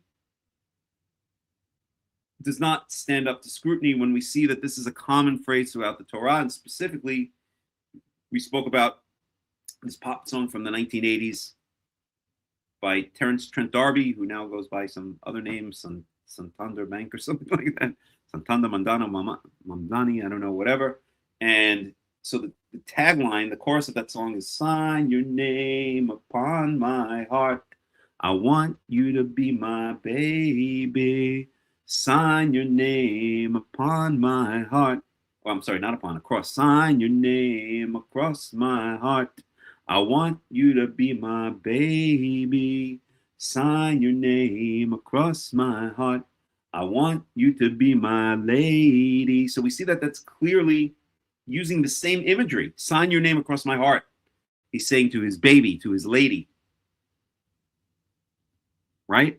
And clearly that's not meant literally, that's meant figuratively. So we see that this is a figurative expression that stretches across millennia, stretches across many cultures. Right? It's almost natural that this analogy or this figure of speech, this poetic way of saying, I want you to be etched into me, figuratively speaking, forever and ever, right, is used across cultures. I'm sure Terence Trent D'Arby was not thinking of Deuteronomy chapter 6, verse 8 when he wrote that song, right? It's just a common, or it's a human way of expressing oneself poetically to say, I want you to be etched into me. I want you to be connected to me forever and ever, okay? We'll go out with that song afterwards. Afterwards, we went to the book of Malachi, the last book in the canon of the Tanakh, and we considered the second part of the rebuke against the Kohanim. Bring that up. So the first half of chapter 2 of Malachi, where we saw in the second half of the book of chapter 1 of the book, Yahweh or Malachi, the prophet, choose out the Kohanim for bringing substandard offerings, for bringing polluted or sick and lame animals as offerings. And in the first half of chapter 2, he chooses out the priests for not adjudicating cases, for not giving fair judgment and fair instruction in cases that are brought to them. This harkens back to Deuteronomy chapter 17, verse 9, where it says that if you cannot solve matters of conflict within your gates in your local cities, then you bring those conflicts to the place where Yahweh has chosen to dwell, and there you shall take it to one of the Kohanim or to the judge. Okay, the Kohanim are also act as judges, and there's also a head. There's also a judge, as we saw in the time of Judges, or even in the times of the kings. As I always point out in the book of First Kings, the first thing that King Solomon does after he's inaugurated is sit down and judge the people. With the famous case of the two prostitutes that come to him, each claiming that the live baby is theirs, right? Cuts them in half, or threatens to cut the live baby in half. Famous case, right? So we discussed how in Torah jurisprudence, there's no such thing as adjudication by vote, by a panel of judges, by a tribunal, by by a Sanhedrin. We said that the Sanhedrin is an idea completely foreign to Torah. There was a single judge judging a case, whether it was that judge in your gates, a local judge in one of the cities, or whether it was a Cohen from a pool of Kohanim, or the judge that sat in the temple, just like Samuel sat in the temple after he was dedicated to the temple by his mother, right? Hannah, which is also my grandmother's name. My mother's Hebrew name was Hannah. And so we see that there's a single judge that sits, that adjudicates cases, whether it's in the local courts, or it's whether it's in local cities, or whether it's in the temple. There's no concept in Judaism, there's no concept in Torah and Tanakh of a panel of judges. We said that a panel of judges, a tribunal that determines cases by vote, by majority vote, is a foreign Greek Hellenistic idea. It's a foreign concept of Hellenistic, of Greek democracy. It's not a Jewish idea. It's not an Israelite idea. It's not a Torah or Tanakh idea. Okay? And we see here that the role of the priest in Micah, the first half of Micah chapter 2, I'm sorry, not Micah, of Malachi chapter 2, is the role of giving instruction, giving fair judgment to the people. And then we went on to Leviticus chapter 23. And we spoke about Yom HaKippurim.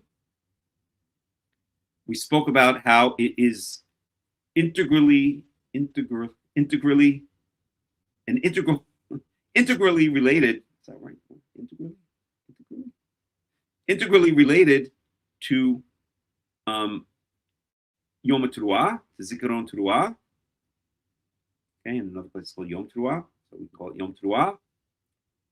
And the word ach here in verse 27 implies or emphasizes that relationship. The word ach means also, or in addition to, or but. Okay, relating the Day of Atonement back to the feast of the festival of noise making, or the Feast of Trumpets, or whatever you want to call it. Okay, and we also saw that the two are opposites. Yom Teruah is a zikaron. We're getting Yahweh to remember. Zikaron means a remembrance, whereas Kippurim is related to the word kafar, to cover.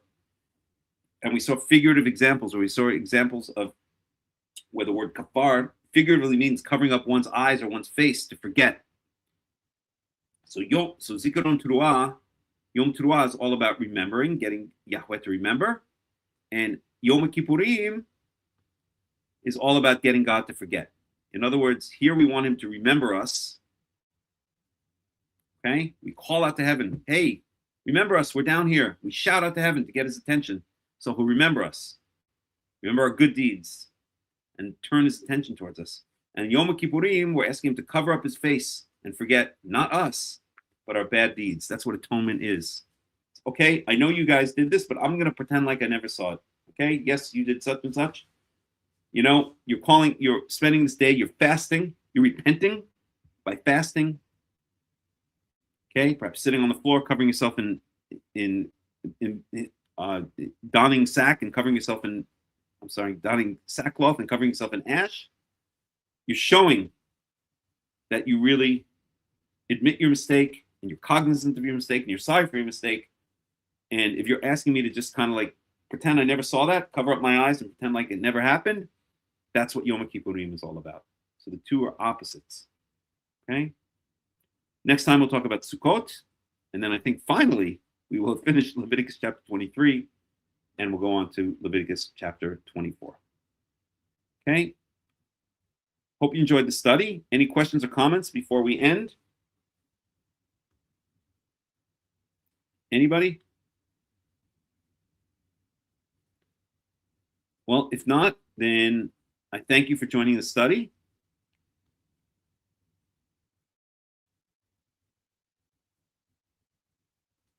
And I ask you once again that if you enjoy these studies, spread the word about them. I love giving these studies. This is the highlight of my week. I can honestly say this. There's nothing more that I love than studying, than teaching, learning and teaching Torah, especially teaching. Because when you teach, you learn.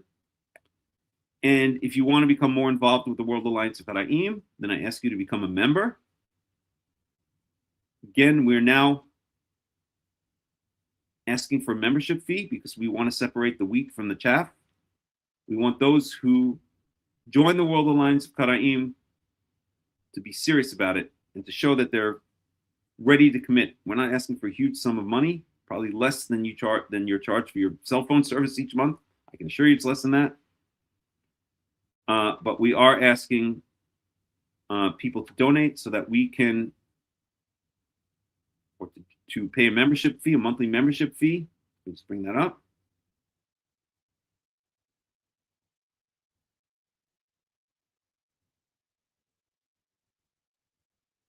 So that we can have a budget for the many projects that we want to work on, many projects that we have planned. And also, like I said, so that we can separate the wheat from the chaff. We don't want people who are just kind of freeloaders and interlopers. Such people, they're welcome to join the public studies like this. The Shabbat study will always remain free and accessible to the public. But if you want to have a more serious relationship with Karaism, if you want to have a more serious relationship with the World Alliance of Qara'im, then we ask you to please follow this link below and to join the World Alliance of Qara'im. Okay. Also, we have started a Karaite community here in Israel, in the Golan Heights. If you want to find out more about joining an actual live community, not just an internet community, then you can message me. You can send me an email or text me on WhatsApp. In these announcements, I list all of the ways that you can be in contact with the World Alliance of Qara'im. And if you want to join our community, then that would be great. We're trying to build it up. So I thank you once again. This has been Hakham Melech ben Yaakov of the World Alliance of Qara'im. Thank you for joining our Shabbat Torah study, Bizarat Yahweh, with the help of Yahweh. We'll have another one next week. And in the meantime, I wish you all a Shabbat Shalom and a Shavua Tov. And we'll go out, as we always do, with some music. So just give me a minute.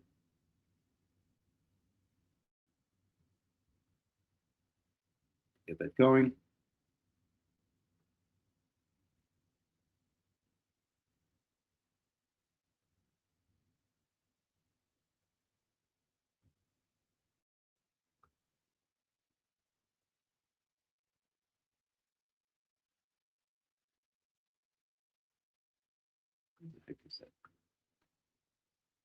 There it is.